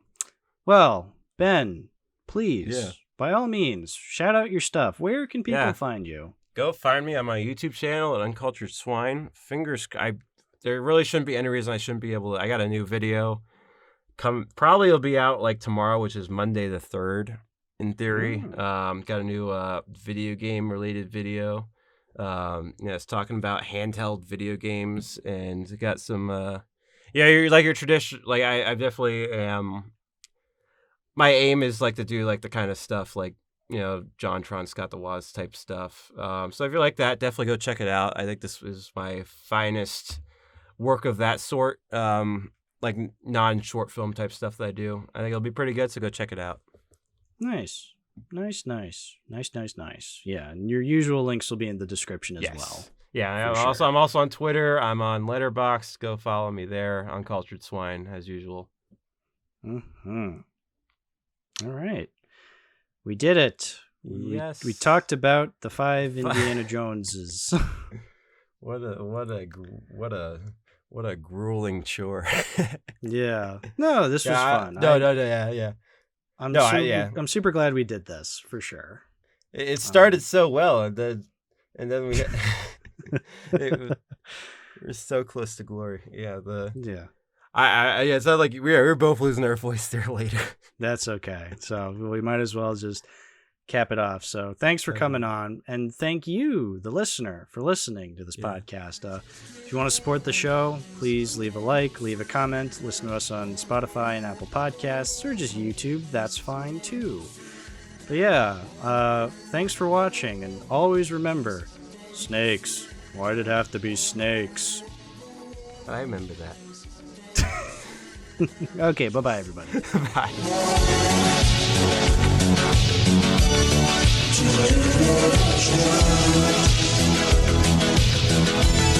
Just